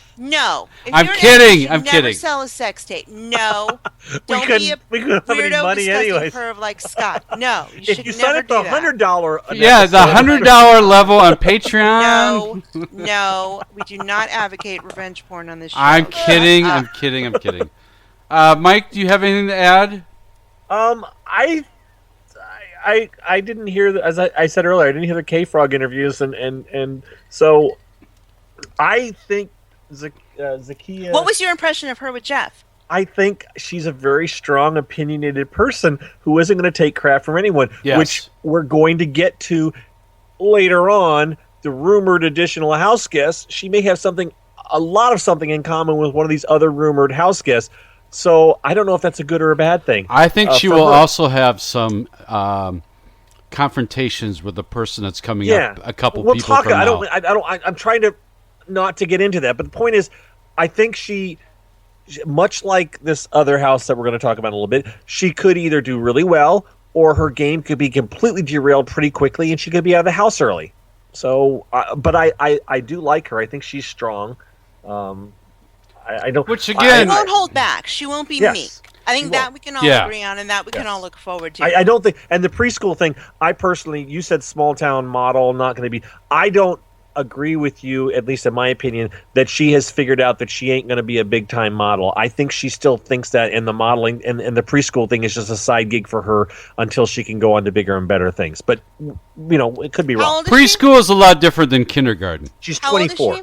She's 24. Yeah, no. She's Preschool. No, I don't. No, I know she's not going to be, but that doesn't mean that she's realized it. You think she's realized it? No, I don't think I she think has. she's smart enough to know. I think this is like her last hurrah. Like, this is my last chance to do something crazy. Yeah. Why not be on Big Brother? I'm young. I'm pretty. Why not let me do it in my 20s? Right. Well, I still got this body, this face. Let's do it now. I feel like that's how she's approaching this. Right. There are lots of preschool teachers out there who are very dedicated and do a wonderful job. I don't think she's looking at being a preschool teacher as her lifelong career. And that was my question. I don't is think this her lifelong dream? I don't think or so. Is this just a fun summer break for her where she gets to kind of be a star in the moment? I don't know. I got one more clip to play that may change my opinion, because I'm a little in the middle. I kind of like her and I kind of don't like her. This clip gives me a little bit more hope. BB's motto is expect the unexpected, and you know that, and you watch every season. Is there something you might be expecting this season? Oh man, something like maybe a big surprise. Hopefully there's no twins in the house or anything like that, or no enemies from back home. I'm gonna be kind of mad, Big Brother. You are a fan. You are a fan. Yeah. Enemies from back home. I wonder if there was the same people. But I love hopefully no twins. I loved the twins last year. You're nuts. She did mention a few things about. She said she'd been a fan since I think Big Brother 3 is when she said. Oh yeah, she is actually a fan. She appears to be a fan. Yeah. I don't know that she's done live feeds, but she has watched a bunch of seasons. Yes. Most of them haven't, though. We haven't played those clips, and most of them, yes, they say, "Well, I've really watched the last couple seasons." 2 seasons, and you can always tell when they ask who their favorite player is. It's only and I talk about that in my blogs, whether or not I think they're a recruit or not. yeah. All right, moving on. Definitely a recruit here. He's a celebrity makeup artist, 25 years old, currently living in Los Angeles, originally from Bridgeton, New Jersey. Is it Jozea? Is that how you say it? Yeah, I think it's Jozea Flores. We got a couple clips here. There's nothing exciting about him, except, Colette, you may appreciate this. He's friends with Marc Jacobs, or so he says. Do you like Marc Jacobs? Play the clip. Okay. How do you think you're going to be in the diary room? Is that going to be your room to try and just like break down? I just want to give you the evil grin on that. Okay. The diary room for me is going to be my venting spot where I get to talk my garbage to everyone. That's where the evil side's going to come out. That's where Cruella DeVille comes out. Do you have an alter ego? I do have multiple alter egos. I have multiple personalities, should I say. They vary anywhere from kind and sweet to shiesty and very, very, very evil. And also very, very, very, not conniving, but a little bit of gossip. Okay. Would you like to go on this, Colette? Okay, sure. Yeah. So I loved him during his Jeff interview. And I always knew there was potential for sassiness. And it's funny because during his Jeff interview, he's like, what do you do for a living? He's like, I'm a celebrity makeup artist. And he very much made it clear that he wanted us to know he was a celebrity makeup artist. He does not work behind the Clinique counter swiping eyeshadow on pimply teenagers. No, he doesn't. But he would not give up any celebrity names because Jeff's like, oh, who are you making? He's like, no, honey, I'm not going to do that. So I liked him. I saw a lot of potential in him. And then this K-Frog interview, I saw that potential kind of develop a little bit. I knew there was a sassy side to him. He said he wouldn't take shit from anybody, kind of like Paul in that way. And so wait, hold on, let me just check my notes here. Okay, so yeah, he did, however, so he wants us to know he's not like a makeup counter person, but he did drop the name Marc Jacobs. Yes. I don't know. And I wrote down here, I don't know if the guys here know who he is, but I don't. I do. He's a very hip, very rich, very well-known fashion designer. His show during New York Fashion Week is the one everyone wants an invitation to. Jose said that he knew Marc, but when he said it, and when they asked about his relationship with Marc, he was acting a little weird, and I almost got the vibe that maybe they had a relationship in the past. Ooh. And here's why I say this, because I know that Marc Jacob loves a low-hanging fruit. Okay, he used to date Austin Armacost. I don't know who that is.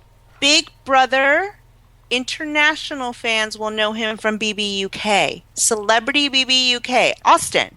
Remember him? Oh, yeah. Okay, now I do. Yes. But now, if you're a fan of Logo, which I also love the Logo channel, RuPaul's Drag Race. I know exactly. They used to have a great show called The A-List, which was basically the Real Housewives for gay men. Oh. And Austin was on the A-List, and the reason he was on, he was like an ex-model, and he was an ex-Marc Jacobs boy toy.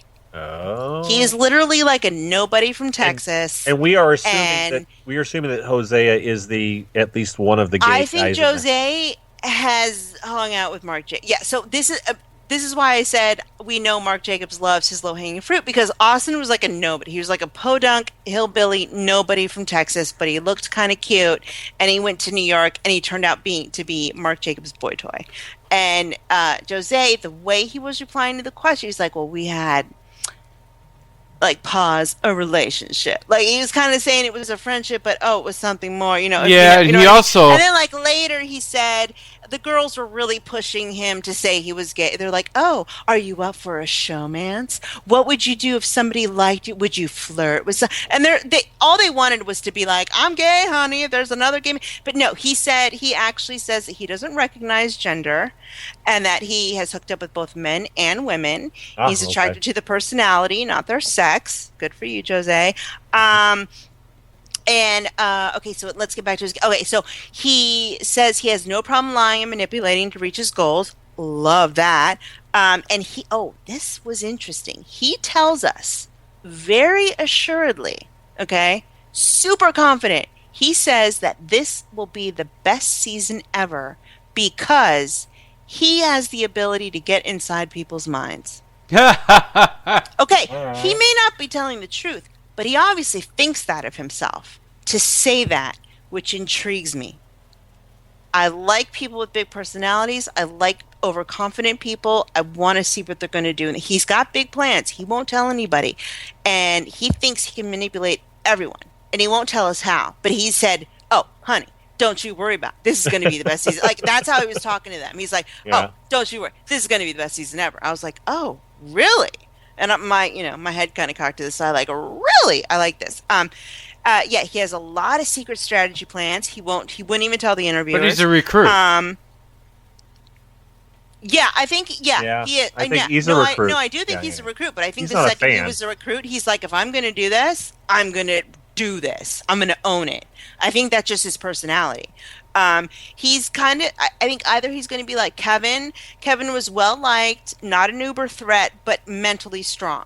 Or I think everyone's going to hate him and think he's obnoxious and arrogant. I don't know which one we're going to get because I feel like we got a hint of the arrogant Jose on the K-Frog interview. So it all depends on these secret plans of his and what he plans to present to the rest of the house.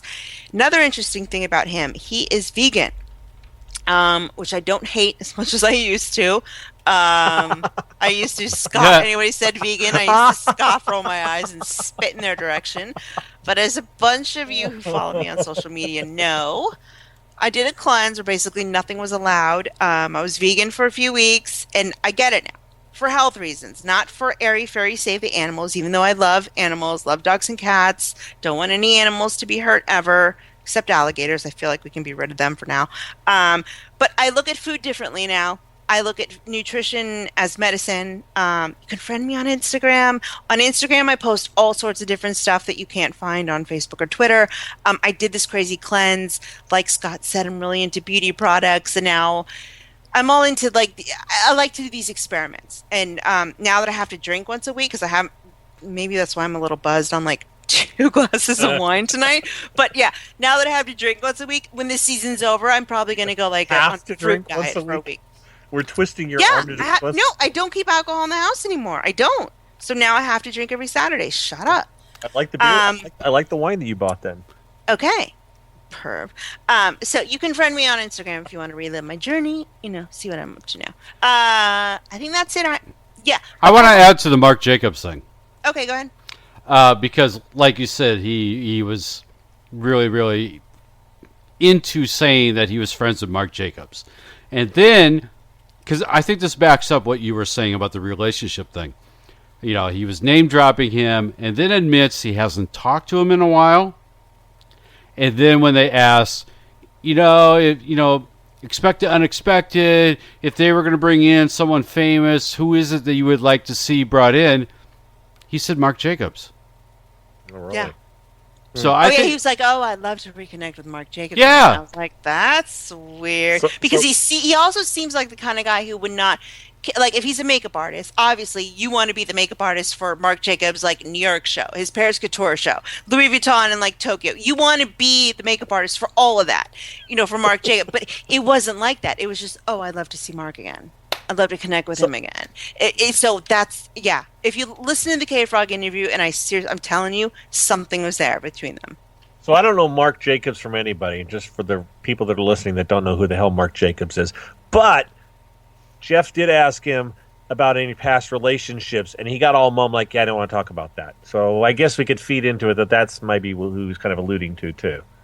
Right. Okay. Yep. I have one more clip to play because this is something that could possibly create some problems in the house. So I'm going to ask you just some random stuff here that I just, I want to get to know you guys a little bit. Wacky question time. Last time I cried, when I found out that my food was actually eaten from the refrigerator.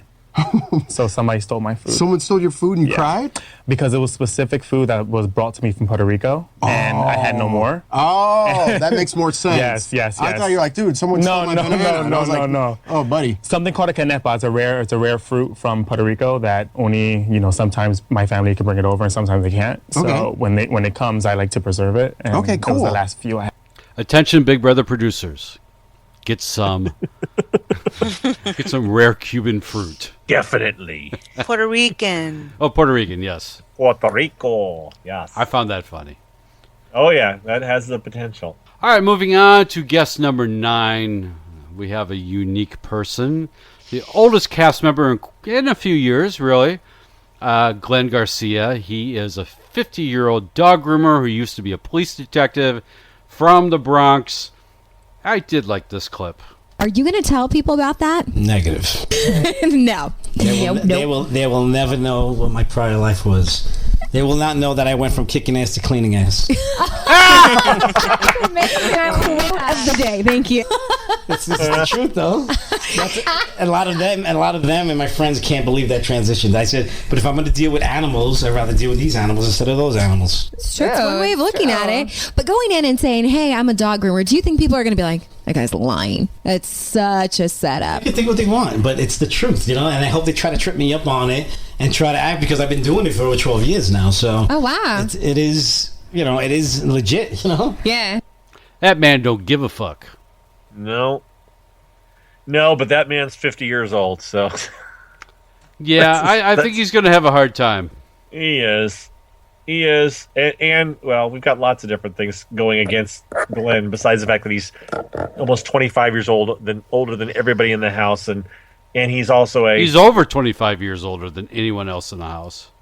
Well, no, 20... Oh, okay, he's 18 over one. Okay. Yeah. So, but the other thing going against him, do we want to go there right now? We'll go to that at the end. Let's play this other clip where he admits that he has one, error in the way he is. Okay, what do you think could be a downfall, perhaps? For me, my mouth. Yes. Yeah. You think it's going to get you into trouble? It can, if someone gets under my skin to the point that I blow up, and I'm not going to let it happen because I already know that I got to bite my tongue, I got to bite my lip and just keep what I got to keep. But, I mean, Glenn, odds are somebody's going to get under your skin. Yeah, they're going to try. They're going to try. But I'm just guessing. I'm not Nostradamus, but I'm guessing someone might get under your skin. I'm from the Bronx. I hear you. I'm from New York. People are always trying to get under your skin for an angle. They'll do it to the point, but like, say if I'm, which is not going to happen, but if I'm getting ready to get evicted, then I'm going to let hell loose. Oh, you're not going down without a fight. No. It's funny how in 2016 being 50 is almost like being Jerry 5 years ago or 6 years, whenever that was. Which Jerry, not yeah. 80-year-old Jerry or 70-some-year-old. 73, I think he was at that time, wasn't he? Yeah. Something along those lines. Anyone want to comment before we get into that other part about Glenn? He's. Yeah, I don't know what you guys are going to say, what this other part thing is you guys are referring to. Oh, you'll know as soon as we say it. It's nothing big. Okay, let me go. Super likable. Very funny. Everybody will love him as a person, but I wonder if they're going to want him as a partner. I said this on my blog. I feel like this guy has a million strikes against him going into a house of 20-somethings. The cards are stacked against him before he even sets foot in the house. He has no plans to tell anyone he was a cop, which I'd normally poo-poo, but because of Derek and the legacy he left behind, people worship him. God knows why. Keeping the cop thing a secret is in Glenn's best interest, and he's going to need all the help he can get. And he wants everyone to think he's a non-threatening, funny old guy who can cook, up until he hits them upside the head with a brick, and everyone wonders where the hell that came from. I love that. He actually said that, which I like. Do you think he's actually going to be able to pull that off, though? Yeah, well, hang on a second. So here's something interesting. Yeah. So apparently, people from his real life told him there's no way he can go in the Big Brother house because he's way too much of a flirt and he's a hothead. Yeah. This changes everything for me. His fiance, he said, is already pissed off he's doing the show. And I think it's funny how he keeps talking about flirting. He's talked about flirting in both of these interviews he's 50 years old. Chances are he knows that the house is going to be majority 20-something. He doesn't know that there's literally nobody near him in age range. Right. But he keeps talking about flirting and that how if he, quote, has to do it. He did say he's open to a showman. In order to advance his game, he's going to do it. Now, what if he's a creepy creepster leering at the young girls in their bikinis, a la Spencer Clausen? Right? The problem for Glenn regarding that is that he's 50 years old. It's going to look extra creepy coming from... It was creepy coming from Spencer. Well, this guy's could be 30 years older Ian got accused than the girls that he's leering at. Yeah. So he could definitely be... I see him definitely being the subject of like a silly controversy. Like I could see him being like, oh, look at so-and-so's ass. Like, look at Zakiyah's ass in that bikini. And the internet going fucking nuts. I can see that happening. And especially since his entire family told him, don't go on this show. You're too much of a hothead. And he said to Jeff, oh, yeah, my mouth. I could get in trouble with my mouth. But then he's like, oh, yeah, I keep it under control. It sounds like his entire family doesn't think he can. Right. They think he's going to lose it on the flirting and his, anger management, which in Big Brother world means you made TMZ. Yeah.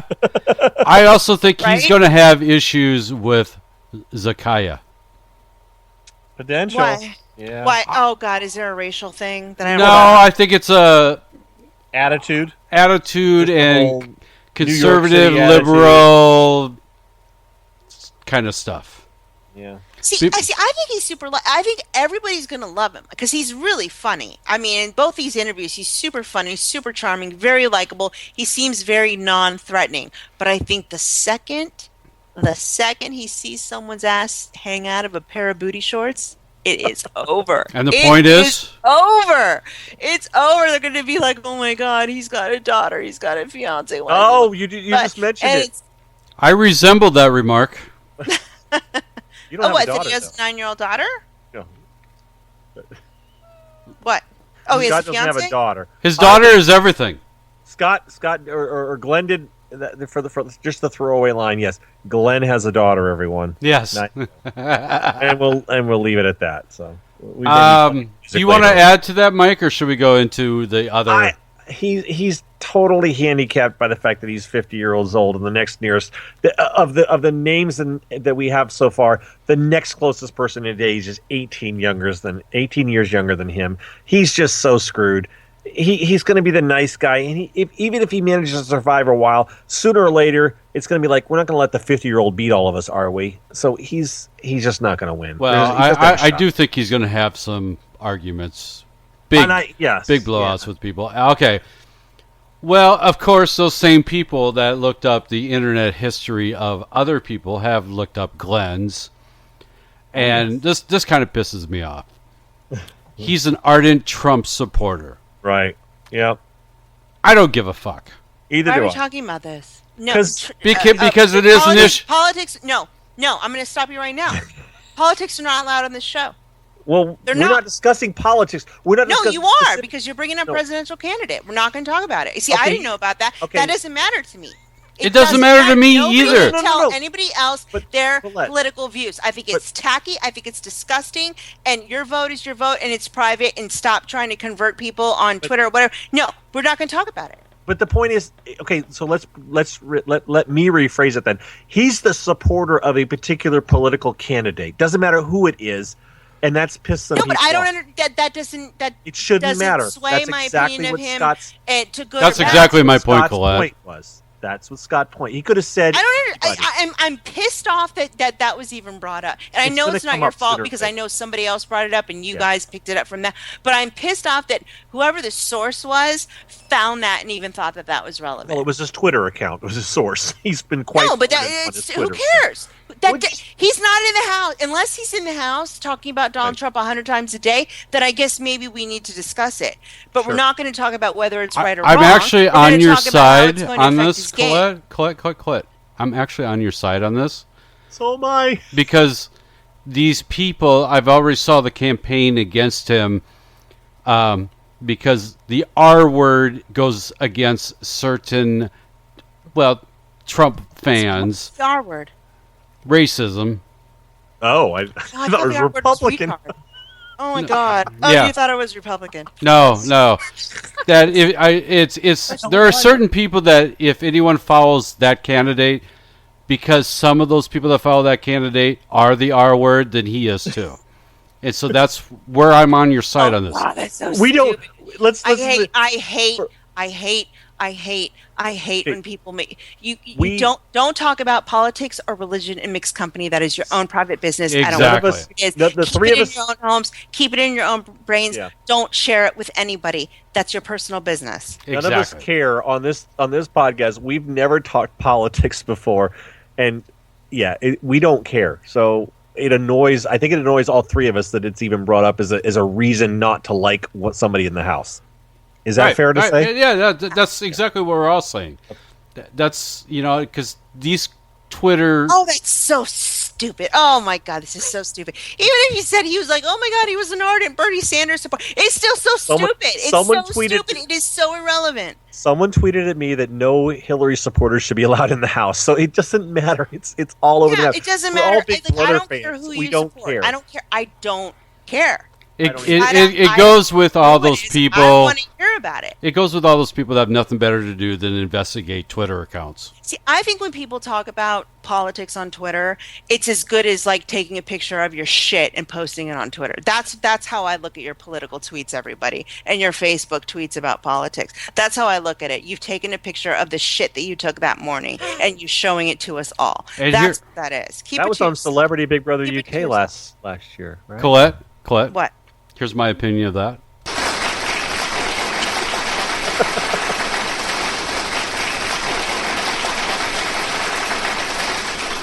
And on that note, let's move on. Yay. Candidate number 10. Oh, nice. Has a voice very similar to somebody we heard earlier. So, are you a fan of Big Brother, Jose? Oh, yeah. I don't know why that clip played because it wasn't supposed to. That's the other one. Okay, we got to get rid of it. And let's move this. That was the one where we basically figured out that Jose's he's a recruit. Yeah. He said he hadn't watched a couple In the diary room. You're here. I'm here with my new friend. Why don't you tell everybody your name, where you're from, and what you do for a living? Hello, my name is Michelle, and I am from the Metro Detroit area in Michigan.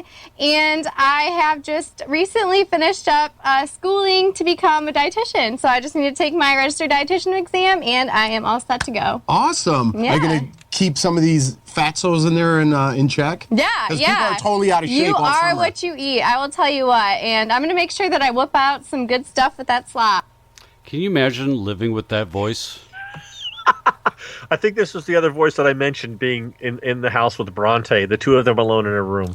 We were speaking about Michelle Meyer. She's a 23-year-old nutritionist from Washington Township, Michigan. Yeah. Who wants to talk about her? I don't know. I'm going to grab this one and go first again because I have a feeling that Colette has another list that she's ready to go through. Am I right, Colette? Yeah, that laughter tells me all I need to know. So Michelle, I'll save the controversy for the end because that's what we seem to be doing. So we'll go with there. She's a super fan of the show. She's very definitely. She's much like. Let's just be honest. She looks a little bit like someone else from Michigan. She sounds a little bit like someone else from Michigan from Big Brother 16.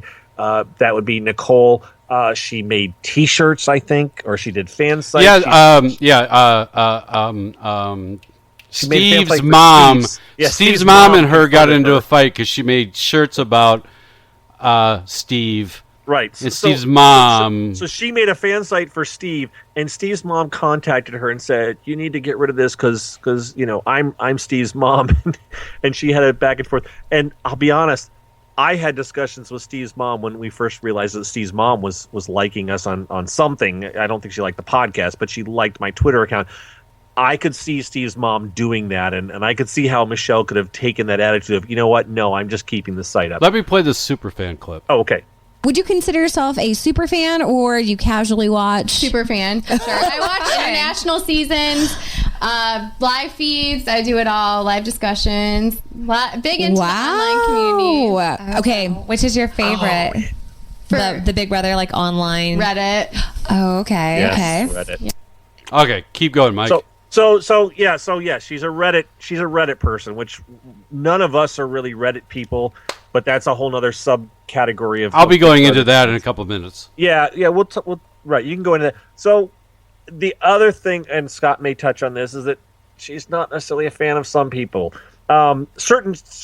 It seems to be, from what we've been able to discover from Michelle's Reddit history, which is the easiest place to look up her thoughts on things, is she's not a fan of things. Wait, I got all that. So Don't say who she's not a fan of. I'm not saying who. Okay. Shut up. We are similar in our tastes, it appears. Now, that being said, I could very well not like Michelle once the feeds go live, that she could just drive me completely crazy. So Yes, I agree with that. I'm hopeful that I will like her, but I'm paranoid that she's going to just drive me insane. But at least her non-verbal written stuff online, it's like, yeah, I kind of agree with a lot of things she says. So we'll have to see. That's my take on Michelle. Colette? Okay, the first thing she did in her Jeff interview was she raised the roof. See, and that's the kind of stuff I'm my talking God, you know how much I hate it when they raise the roof. Okay. She's a weird one, this Michelle. I think she's absolutely batshit crazy, and I'm going to call her skeletons, because I think if you open her closet, an entire graveyard will come tumbling out. I get a vibe from her that she's probably a furry, and chats on message. No, wait a minute. There are people out there that have no idea. No, let's keep going. Keep going. And she chats on message boards with men who dress like babies. She's probably way into cosplay.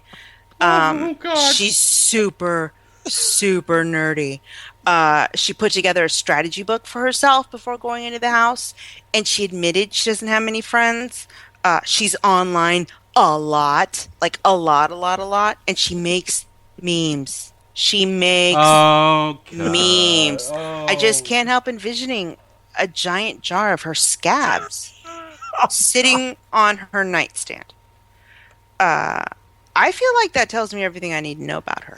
And oh God, you know what else she does? She is one of those psycho fans that we always warn our listeners not to become.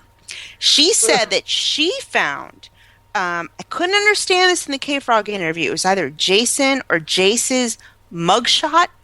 She found someone, a former house guest, mugshot, and she was the one that put it out there. Yet, at the same time, she doesn't want anybody to bother her family. So I know deep down that she has done some heinous, awful shit to former house guests. Like, more than just talking about them behind their backs, like we do. We make fun of them. We make silly jokes. We talk about, I will never tweet at anybody. I will never talk to anybody directly. Like I said before, I do it behind their backs. I do it in innocence, all right? She takes action. She's like the people who called to get Spencer fired or called to harass Amanda's family. She's one of those. She may not have made the phone calls herself, but I guarantee she found the phone numbers for others to do the dirty work. That's the impression I got from her. It was not good. And like, she is a super duper, super fan of live feeds. So those people tend to be like, oh my God, I'm so great. I'm so into this and that, in their interviews, and they get in the house and they shut tight like a clam. They close up and it takes somebody else to pry them open. Like McCrae, right? When McCrae got into the house, it was Yeah. You couldn't get at people until he started fucking Amanda. Then he kind of opened up a little bit. Or like what? Oh God, the fat guy, the bacon guy. He was horrible. Adam. He was a huge fan, and he was awful in the house. He was ridiculous. I mean, he was so boring. Final 3, baby. Yeah. And so I feel like, but she scares me in a way that they didn't scare me. Like, they were just legitimate hardcore fans. She She makes memes. She makes memes, you guys. She's on Reddit all the time. Yeah, she scares the crap out of me. She does. Yeah, Okay. Is it the Michael Meyer? You think she's related to Michael Meyer then? Yeah, she's got a jar of toenails under her bed. She's got shit in her closet. Like, yeah, skeletons. I'm calling her skeletons for the rest of the season. I'm done. Okay. Scott, what do you think? In the history of Big Brother, everybody has always supposedly wanted super fans on the show. Yes, I never have been that crazy about so-called super fans. Well, you like fans. Because they've always ended up being shit. They've always ended up liking the bad people, the people that we hate. We haven't had super fans that have our opinions. We've always had the kind that think Derek is great. That like Jeff and Jordan. Those kind. I think that she fouls you, Colette. What? I think that she listens to our show. Oh, fuck. And I have some evidence of that. Because, yes, oh my goodness. Today Oh no! And I just eviscerated the poor girl. Today I was that person that we complained about a couple times earlier in the episode. I read her Reddit history. Oh, Scott went digging. I did. And if it would have been shit, I wouldn't have been, doing this. But, okay, for one thing, non-Big Brother, but she goes, I love Unreal. Colette. Okay, well, that's a good show. Yes. I mean, that's just a fact. Yes. She was in on the Victoria Veronica blah blah blah thing because she more than once goes, Veronica! Oh, well, that's the thumbs. Okay, I like that. Here's a nutrition thing that you would like. I agree carbs are essentially sugar. I just think red meat is horrible for you as well as dairy. How come as a nation we consume the most dairy yet have the highest rate of osteoporosis? Well, she's a nutritionist. Okay. Hashtag F you know who sucks. Oh my God. Yeah, that's true. Oh my God, F I want to puke. She was not a fan of the Price is Right show with he who shall not be named? Yes. Was on the show. Oh, yes. and by the way, that term, hang on to that for a second, okay? Yeah. It's a good finale night when you don't hear from Jace or F. Yeah. Who's Jace? I literally... He was there with that ding with Judas. Oh, wait, Judas. What? Remember he was the first one evicted. They were the ones that were trying to... With Austin. Jace. Yes. Oh, okay, they were the bros. Got it. Okay, got it. Okay. I forgot. I was going back to Big Brother 5. Got it. Okay. Here's a good one. Shut up, Meg. I said that like every day last season. Yes. Colette, I want you to listen to this one. Oh, fuck. Want to make out? She's stealing my shit. This bitch is a plagiarizer. She is stealing my shit and she's putting it on Reddit. No, she's not a fan. She's a thief. Okay. I have been saying want to make out since the beginning of time. That's my line. You've inspired her.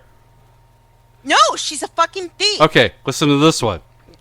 The past two gay house guests, Andy and he who shall not be named. Oh my God. Oh my God, this bitch. We're annoying as hell. Oh my God. She's such a plagiarizer. And here's the capper. This Reddit post brightened my day. It gave me hope for the future. America is in good hands.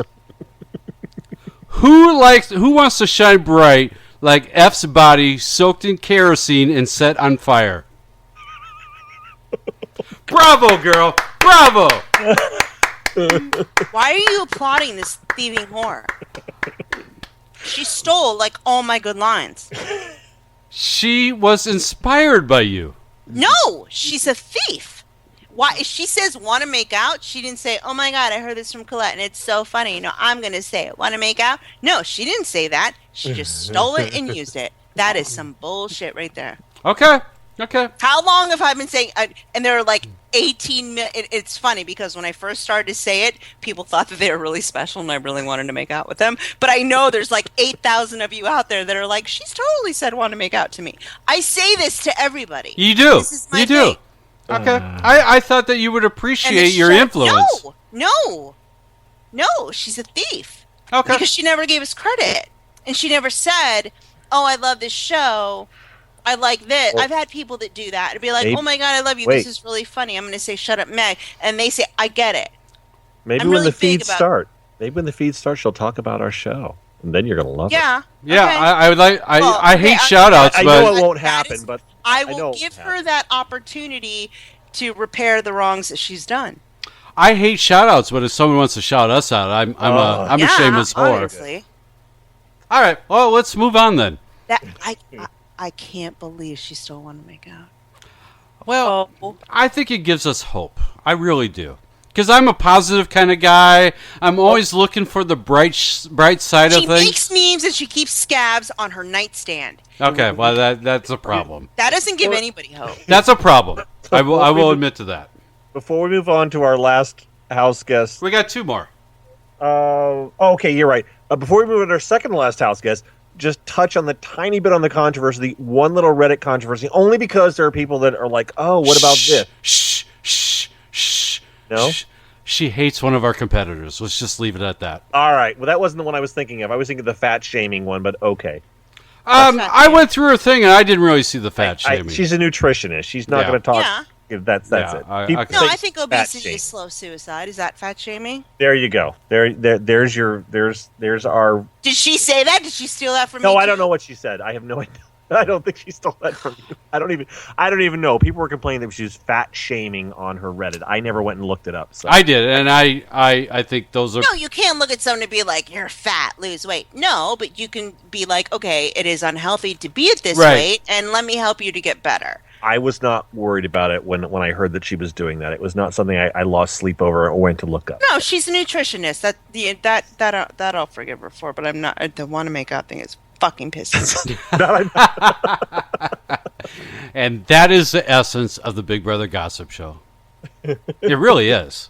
Yes. All right, let's move on.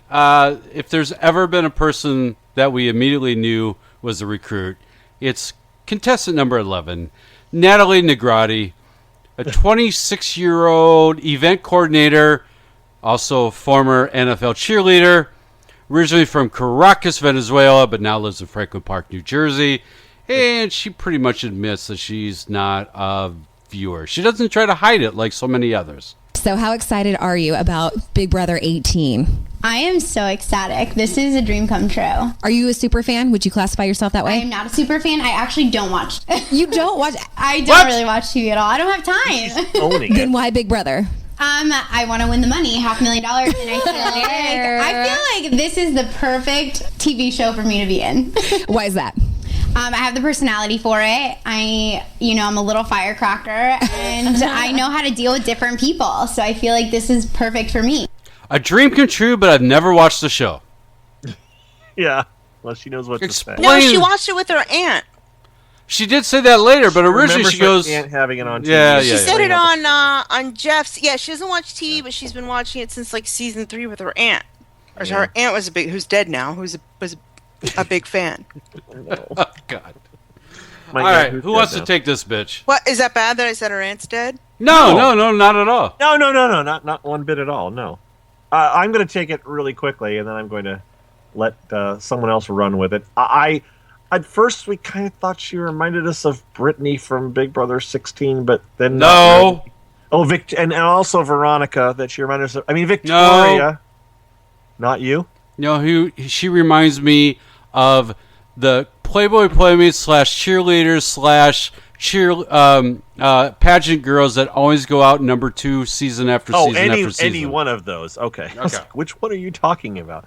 I have nothing. I'm going to hold out hope that when the feeds go live, we're going to be surprised that she's actually quite into the game and quite intelligent, and her interviews just were really not representative. Mike, as we discovered that Mike, a lot of house guests. Mike, yeah, what? Listen to this. Do you have a strategy going in? I definitely do have a strategy. I mean, I want to create an all-girl allowance. Alliance? I want an allowance too, but Well, your allowance is at the end. You'll take them $500,000. So I do want to do an all-girl alliance, but make sure that it doesn't turn catty or mean, because I'm a really sweet girl. But I also have a backbone, and I don't let people walk all over me. I mean, I'm Latina, so I can kick some butt if I need to.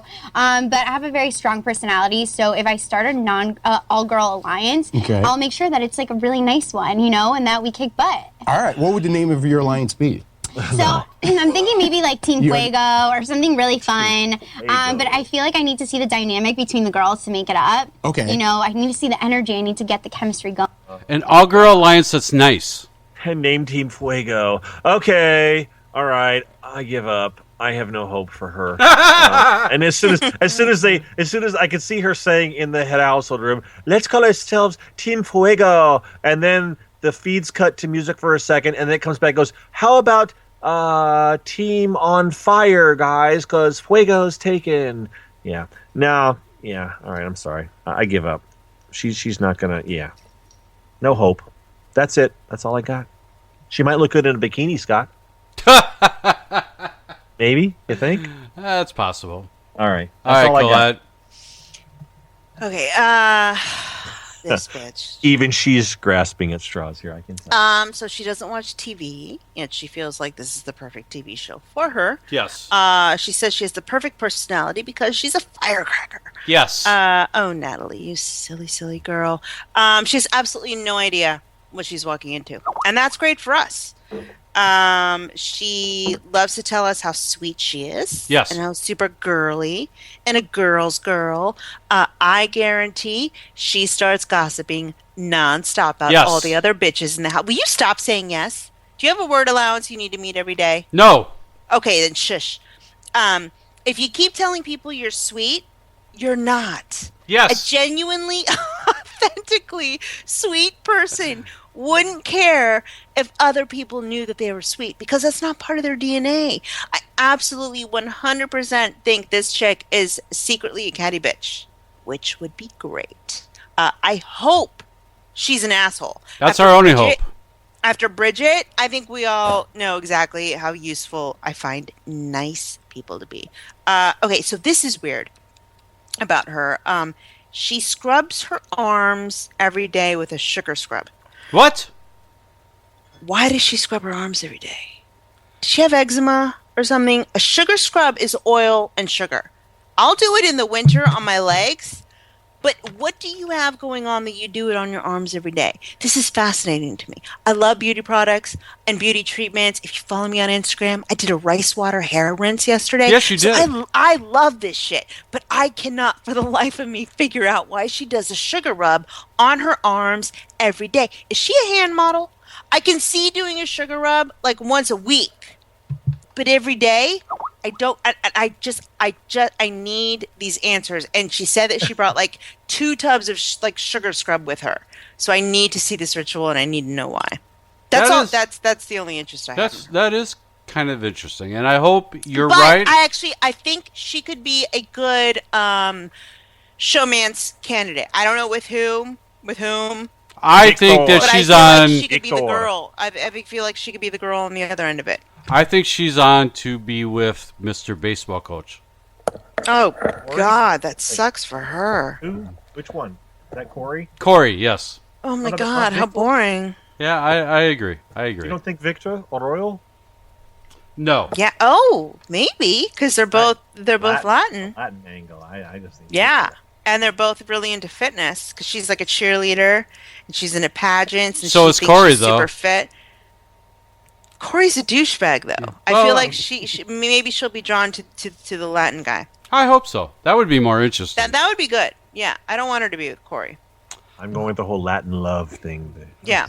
I'm pulling for something for you to work with there. Yeah. That would be fun to work with. It would be very fun. Okay, finally, contestant number 12. I'm not even going to say her name. Let's just say if any of our listeners can't figure out who this stunt cast is related to. So what's going to be your strength going into the house? Are you going to be more of the social game? Are you going to be a strong competitor? Hopefully a little bit of everything, that's what I'm hoping. I am very, very competitive, so I'm hoping that that'll be, my biggest advantage is that I'm a fierce competitor. I'm also, planning on having a really strong social game as well. And then strategy, I do have, my initial strategy is just to kind of play under the radar for a little bit and just make other people make them be targets for themselves. Like I don't want to create a target on my back right away. So I'm going to kind of play low key for a while. And then as the momentum of the game kind of builds, I'm going to, step up as well. I had shivers when I first heard this voice. I don't know about you guys. I remember the nightmare of last season. I'm so hopeful. You're hopeful of this person? Yeah. Yeah, I don't think she's her sister. I think she sounds like her sister. Okay. Acts like her Stop. sister. All right. When we did our season premiere last year, what? I think all three of us were unanimous in our belief that this person's sister was going to be fabulous. Yeah. And did we not have the most amazing season ever last year? She made it and all did the she way to not the make it all the way to the end last year? She did. Right. I have issues with her emotions and her psychobabble and all that stuff. Yeah, but she made a really fucking great season. As Colette knows, because she was giving me grief for it, I was listening to a couple of our late season episodes last week. Why? Because I was looking to do a best of that I didn't do. But we talked about how the fact that point of the season we're normally bored to tears, and yet it was still such a good season. I get that. Okay. But I have hope because I think she's a kinder, gentler version of her sister, and I like brunettes more than blondes, so that's another reason. She is a pretty girl, I will say that. She's prettier than her sister. She's prettier than her sister, okay, and we haven't said who she is yet, in case 2 or 3 of our listeners haven't figured it out. If you don't know. So let's play this second clip. Tiffany, do you watch Big Brother? Have you seen it before? Totally, yeah. I've been watching since I was a teenager, on and off, and then more recently, the past few years, I've been watching it more frequently. What was your favorite season, would you say? Oh, I would say favorite season would be I liked season 10, for sure, season 10, and then 12 and 13. Nice. Yeah, I'm fishing for other reasons, though. Yeah. No, I don't know if I could pick one that's like my super, super favorite season, though. Okay. A lot of them had different aspects. Like, I'll love certain characters from certain seasons, but overall, the season wouldn't be like my favorite season. Okay, maybe I'll make it more specific. I wasn't fishing for a compliment, but I appreciate it. Yeah. Who might you know on Big Brother? Because none of the other house guests are going to see this. This is just me and you talking and the fans. Yeah. Do you want to maybe... Like who I know? Yeah. Like who I've actually met is what you're asking? Yeah. I've met a lot of people from the last season because my sister is Vanessa Russo. There we go. You scared me for a second. I was like, tell me tell me Vanessa's your sister. Yes. I met a couple through her, but my sister is. That's what I was getting at. Okay, so you're Vanessa's sister. Yes. After all that. Okay.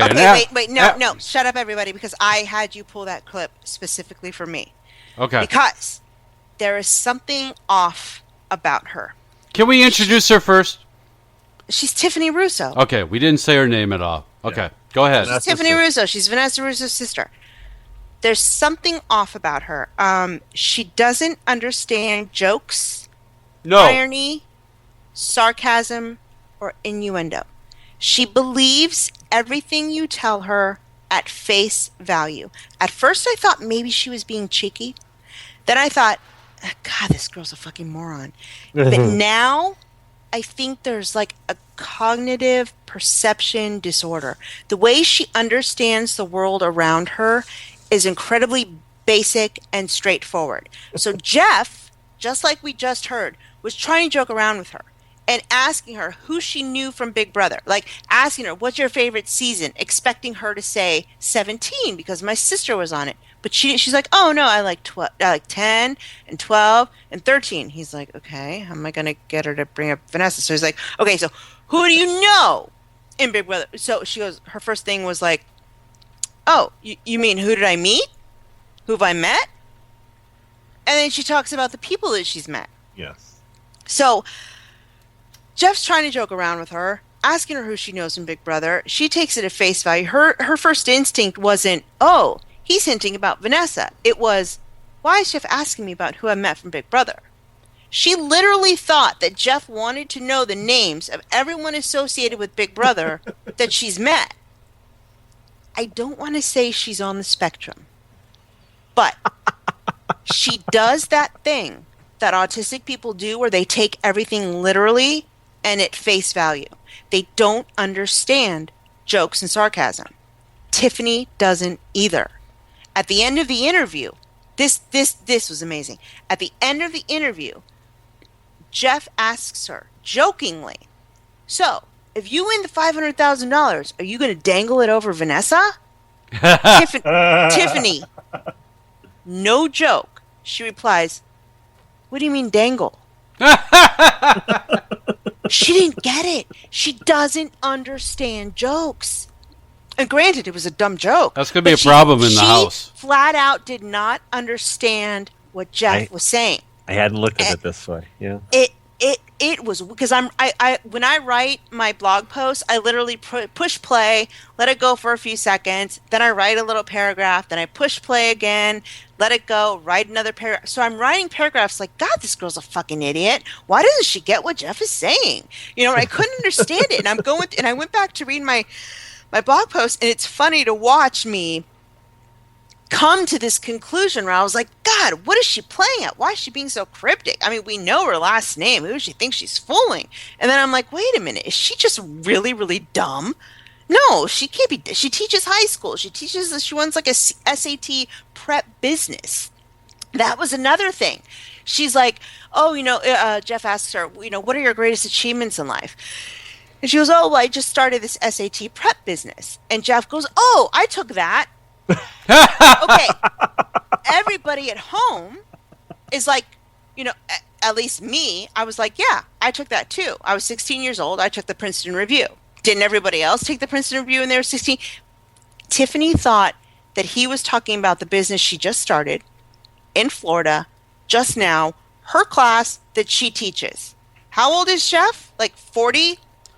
Not quite, but okay. He's almost 40. Close. She thought he was talking about her class. When he said, I took that, he was talking about, oh, I took an SAT prep when I was in high school.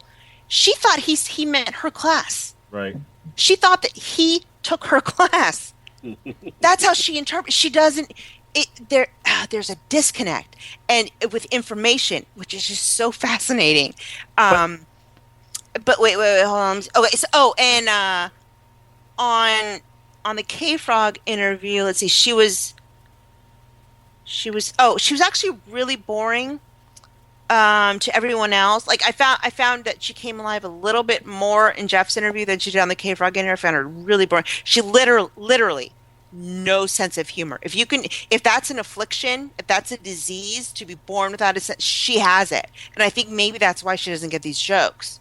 Or she's on the spectrum. I don't know. Is this a psychological thing? I don't want to label her something she's not. But there is something that's off. There's something not right. She doesn't get sarcasm. She doesn't get jokes. Humor literally flies right over her head. And if somehow she happens to say something funny, it's like purely accidental, and she doesn't even know why you're laughing at her. Like if you laugh, you're like, oh, that's funny. She'd be looking at you like, what? Wait, why are you laughing? She does not get it. And then at the end of that K-Frog interview, they're like, oh, but we hear you do really good, accents. You can do all these foreign accents. Yes. And she's like, oh, yeah. And then so she busts into this English accent. It sounded like it was like maybe Icelandic, like it was Bjork or something. Like, I don't know what it was, but it wasn't British. And then she was like all proud of herself at the end. And they're like, oh, yes. Oh my gosh, you sound so British. And I'm at home like going, oh my God, what is like, something is off. Something is off. And I don't think it's stupidity, because I feel like if she works in the education field, she has. I think she's pretty smart. Yeah, I think she's smart. There's just like like I said, this cognitive disconnect that something doesn't add up. And this is going to be so fascinating in the house. If I'm right about this, if I'm right, or it could be, preseason jitters, an interview, she was nervous or whatever, but I don't think so. She didn't look nervous. But I'm definitely going to keep an eye on that in the house, and because everybody's sarcastic, everybody's funny. Like she could never hang around me because she'd be like, "What the fuck are you talking about?" Like she would never be able to like put two and two together with me because I'm ridiculous. Yeah, so it's going to be. I encourage everybody to keep an eye on it, just so I'm not nuts, and I just kind of want everyone to watch and see what happens. I think she's going to give us plenty of fodder. Yeah, but everything you said about her, does that make a difference in how she's going to be in the house? I mean, it's interesting to look at her and analyze her, but do you think she's going to be any different than Vanessa was in the house? I mean, you could say almost all the same things about Vanessa, but Vanessa still ran that house and manipulated people really well. I don't get a vibe from her that she's a strong... Vanessa was a strong person, and if she was in trouble, bitch got her way out of trouble. She did whatever she had to do to get out of it. She would cry, she would scream, she would talk, she would manipulate, she would do whatever she had. I don't know that she has this gumption, that Tiffany has the same gumption as her sister.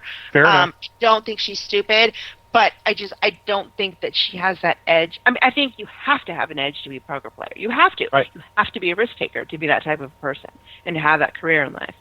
I don't think she has that. But I'm absolutely fascinated by it, and especially when people find out who she is, because I'm dying to know what other people think, and if they're going to take out Vanessa's reputation on her, whether they were an admirer or a hater of Vanessa. It is going to be interesting to see how it plays out. Yeah, I think she'll go a long way, but there's a chance that she might not last nearly as long. That's my opinion. I don't know what you guys think. I don't know. We'll have to.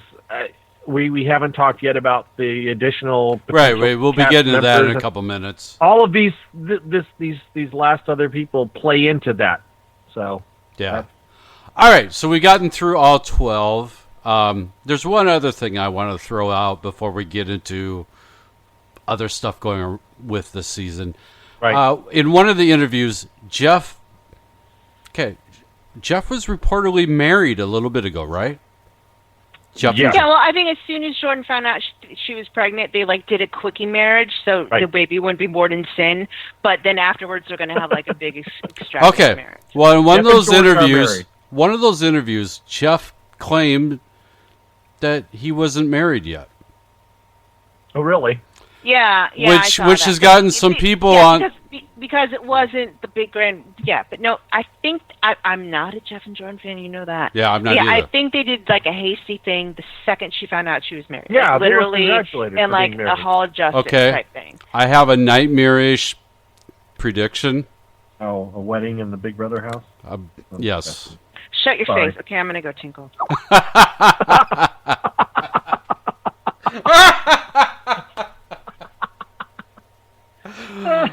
Oh God! All right, we have. Let's take a look at what we've just gone through. Yeah. Of the 12 people, one of them is 50. Right. One, Tiffany, is 32. Yes. The other 10 are between the ages of 23 to 27. Yeah.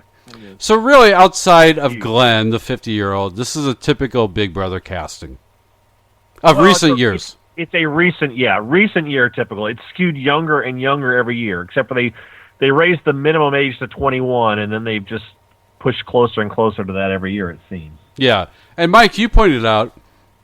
I just found it was interesting that people are always talking about diversity and the cast isn't diverse. I mean, you only the normal average size cast recently has been about 16. You can't get a very complete, diverse population of the United States with 16 people.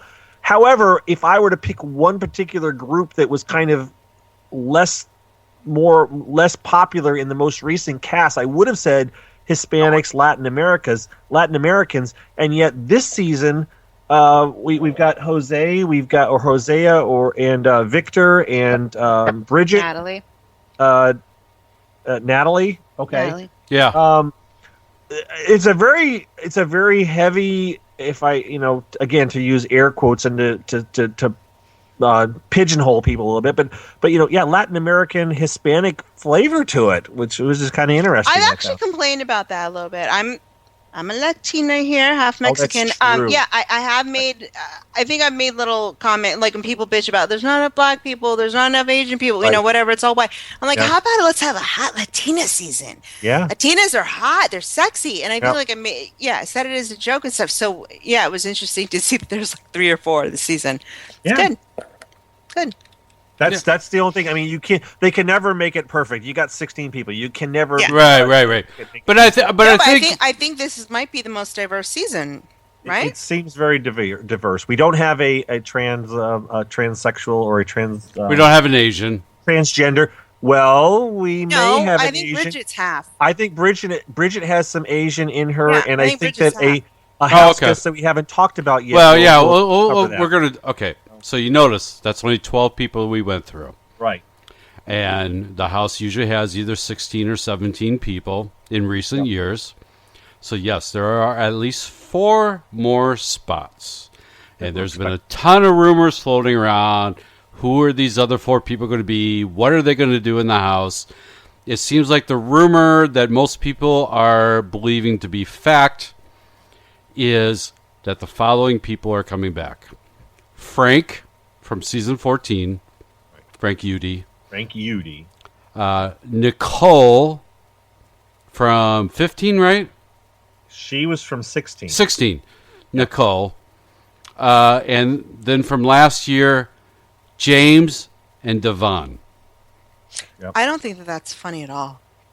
I think We that's weren't really saying weird it that you was- said We that. weren't saying it was funny. And I find it offensive Wait, and insulting, and I refuse to believe it.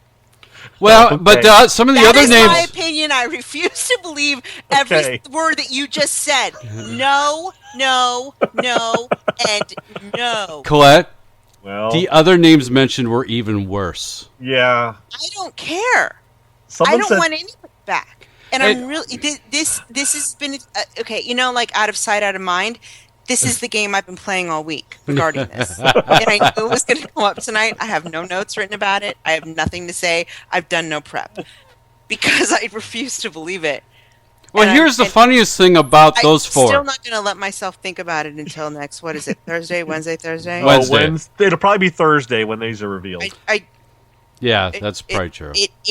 It could send me into depression, and I'm out of my Zoloft, so this could be dangerous. It could really send me into depression, so I refuse to think about But here to me is the funniest part of this. Let's say you're those other 12 people that we just spent an hour and a half talking about. Right. And you're brought into the house, and you realize, wait, we have some extra spots here. Yeah. The last time they did a similar type thing, Right. the people that they brought in were truly some of the most popular Big Brother players of all time. Big Brother 14 was the last time Yes. they did something You similar. had Brittany. Everyone loved Brittany. Yep. You had Janelle. So many people loved Janelle. You had Dan, who I didn't like him, but most people thought he was one of the greatest players of all time. Right. And you had Boogie. Yep. Again, very, very popular, legendary guy from the past. Had won a previous season. And now we have Devon, who I like, but was what, the third person out? Actually, if you think about regular, average, middle America, run of the mill, podunk, Big Brother fans, they loved Nicole, Frank, James, and Davon. They did. They did. They were all very popular with those people. Think about it. Didn't James win like fan favorite? Yes, and and so everybody did loved Frank. Nicole. She was the Actually, good old so girl did from Frank. around Yeah, the corner. Frank- Davon, everybody was furious when she went out early, and I think Frank was. I hated him because the second they said he had BO in the house, I thought that was disgusting, and I hated him because of that. I forgot about that. That was hilarious. You know, every time I see him, I just think body odor. And Yes. that will forever be burned into my brain. So they actually were.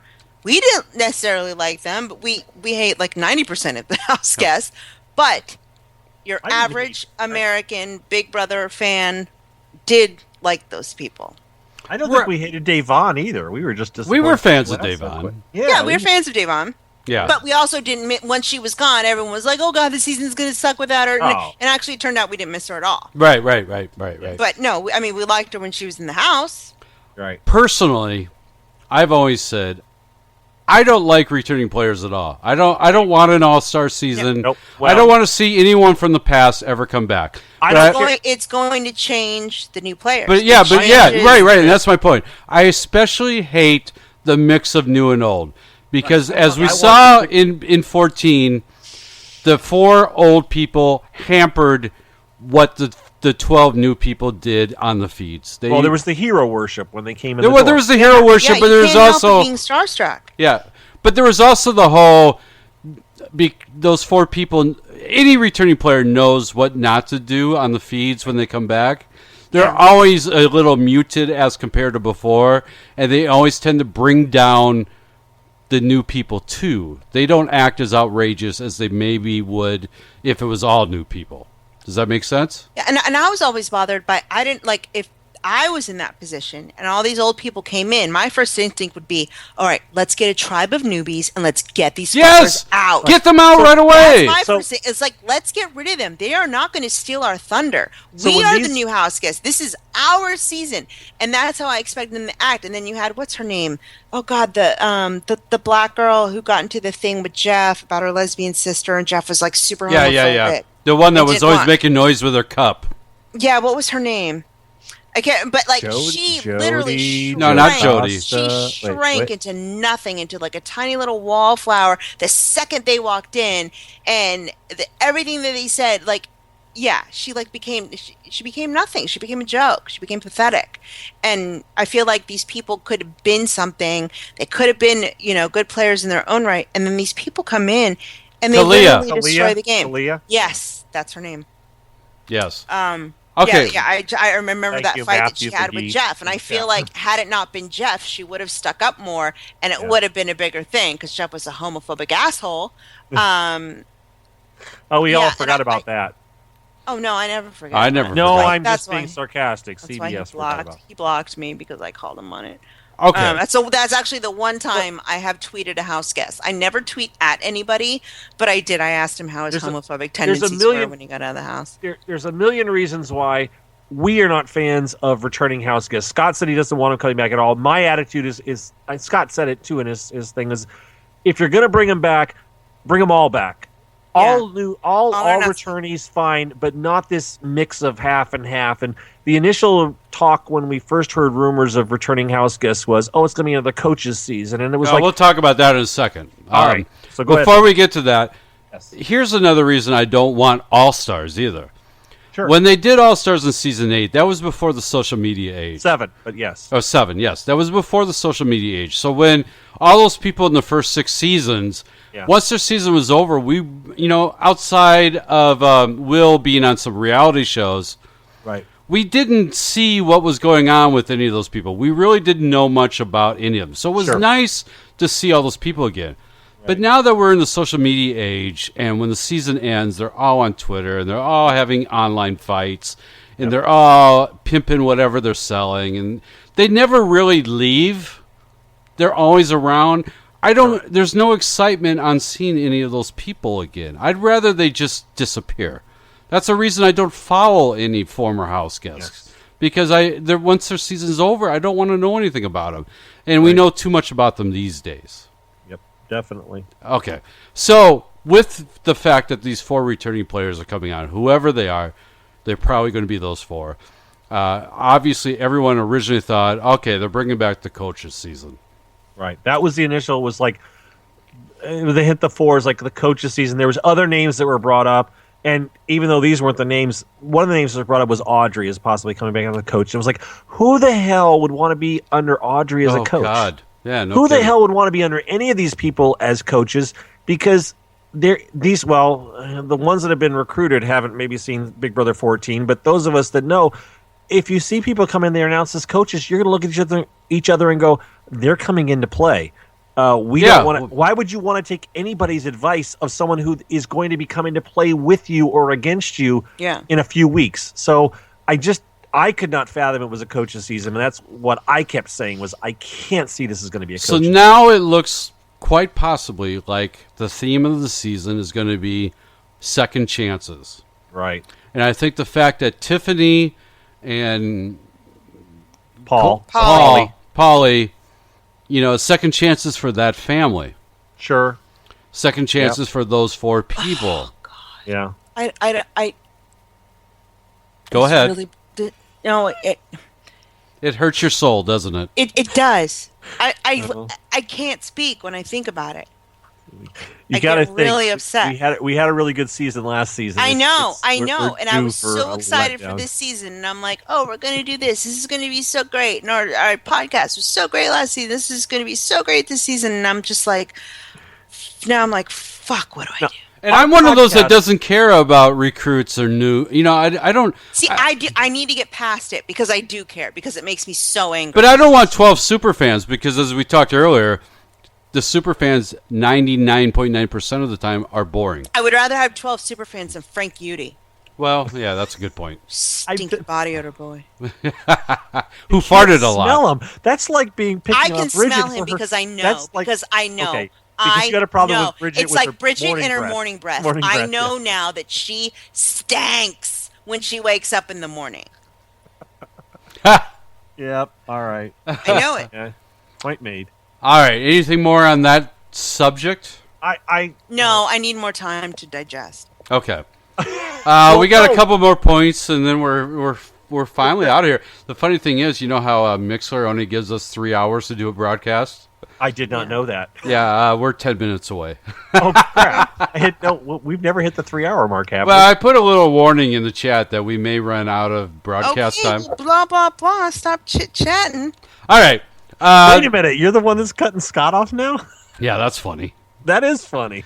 We're going to talk before the podcast about not worrying about how long we run. Well, you said the mixer cuts us off at 3 hours, and we have 10 minutes left. Okay. They can listen to it later. The other big news for this season, it's kind of a good news, bad news thing coming on here. No more Battle of the Block. Yay! Oh, where's the applause? Yeah. That's Thank God. That was a laughing stock of the end of last That deserved every second of that applause. Yeah, that was the worst. However, it's going to be replaced. Grodner did an interview with the Hollywood Reporter earlier this week, and I have to admit, the Hollywood Reporter does a good job of doing Big Brother stories. The interviews were good. They were text only, but there were some decent interviews there. They actually did a pretty good. I mean, Grodner made a couple funnies, which is shocking. Well, I didn't know about that. Yeah, well, she did. She admitted that they made fun of Austin and Jace last year. which we did too. All right. Well, Battle of the Block though is going to be replaced by what was described in the Hollywood Reporter as a quote Sunday competition and new ceremony. That is that in other words, it's a Friday competition that will be shown on Sunday night's show. Yeah. And I have a feeling it's not have not. It's not Battle of the Block. What the fuck could it be? And there's something with those phone booths in the house because they keep hitting these phone booths are going to be something. I have a feeling it's going to be something that makes you, gives you safety against being nominated. I have no idea what it's going to be. That's the only thing I can think about. I don't even have a guess. Yeah, that's the only thing I can think about. And there are also rumors that with the second chances thing, there's rumors that there's potential relationships between all the noobs. Well, that's we didn't talk about it, and I know we're butting up the end of time, but there's Michelle is from Michigan, Nicole's from Michigan. There's an Aroyo. Victor's name is Aroyo, right? And we had what's her name, Jen City. Aroyo. There's just always little. Is there any chance in the whole second? Wait. Yeah.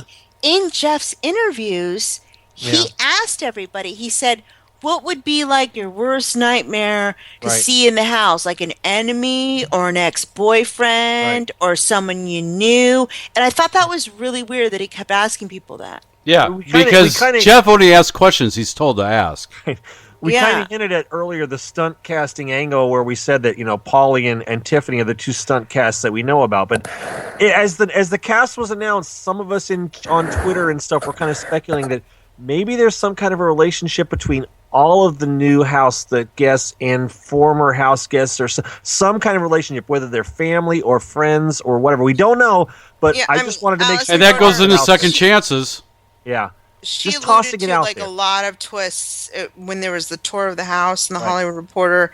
She was like, "Oh, and this is going to relate to the twist." And there's something about those phone booths, Right. and the way and the decorations, and the and something about the departures or the Yeah, airport yeah. thing that or summer vacation that Right. relates to the twist for the season, which we're told that we will learn some of them on premiere night, and we will learn more later as the season goes on. And we haven't touched on the premiere night. So the premiere night is on Wednesday night. My guess, and I think you guys would agree, is that the first night we're only going to see the 12, and on Thursday night, the following night, they're going to reveal the 4 that come in. I think that's safe to say. Yeah. And then the feeds actually go live 1 a.m. Friday morning, technically. So the feeds won't go live until. I set my DVR for pop already. I'm not working on Friday. I'm going to be up all night Friday watching the feeds. Of course you will. Yes, I will. Figuring everything out, getting clips for our next show next Saturday. So hopefully we'll have a lot more to talk about then. And before we sign off tonight, I have a little bit of words of wisdom for everyone who watches or listens or any, whatever. Love the game instead of loving the individual players. Think about that for a second, so that when someone doesn't like who you like, you won't be calling their employers. Yes, you won't be please. crying for production to save your personnel, against the rules. Just enjoy the season. And I think that's fun. why last year the three of us all loved the season, because we didn't care who won. And I just would like more of that to happen. Just have fun with it, for God's sakes. That's what we try to do. Don't care who's going to win. And I'm going to admit, knowing what I know about the returning players now, this is going to be my hurdle. I have a week to get to this, and I'm gonna admit this because I feel like I owe it to you guys and our listeners. I'm having a hard time, but I'm going to try to work through it, because last season it was the first season that I didn't pick a favorite. I didn't pick somebody I was rooting for. So when that person got evicted, whoever it may be, I didn't be like, oh God, I'm never watching the feeds again. Because we see that a lot.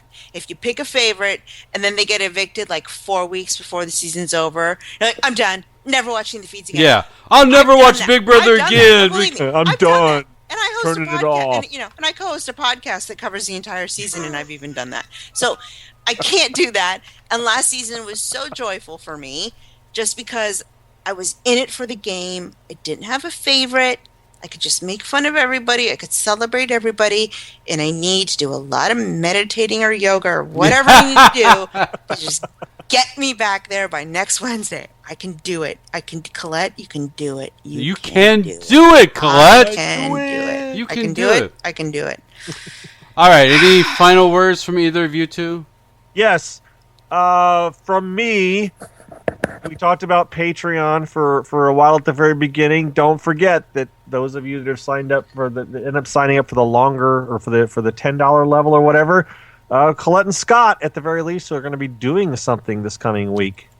Yes, we will have a special extra show. Yay, yay, yay.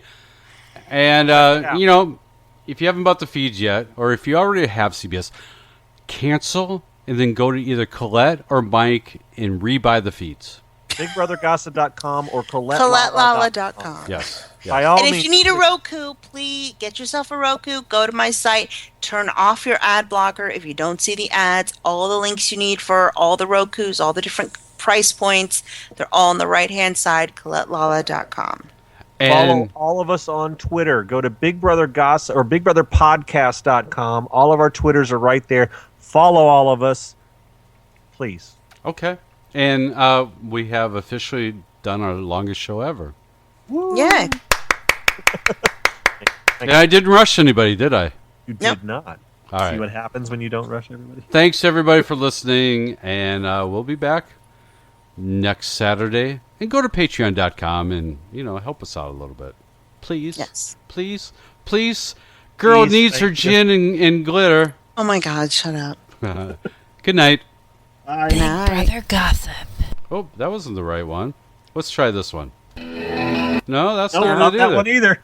Let's try this one. Bye-bye. There we go.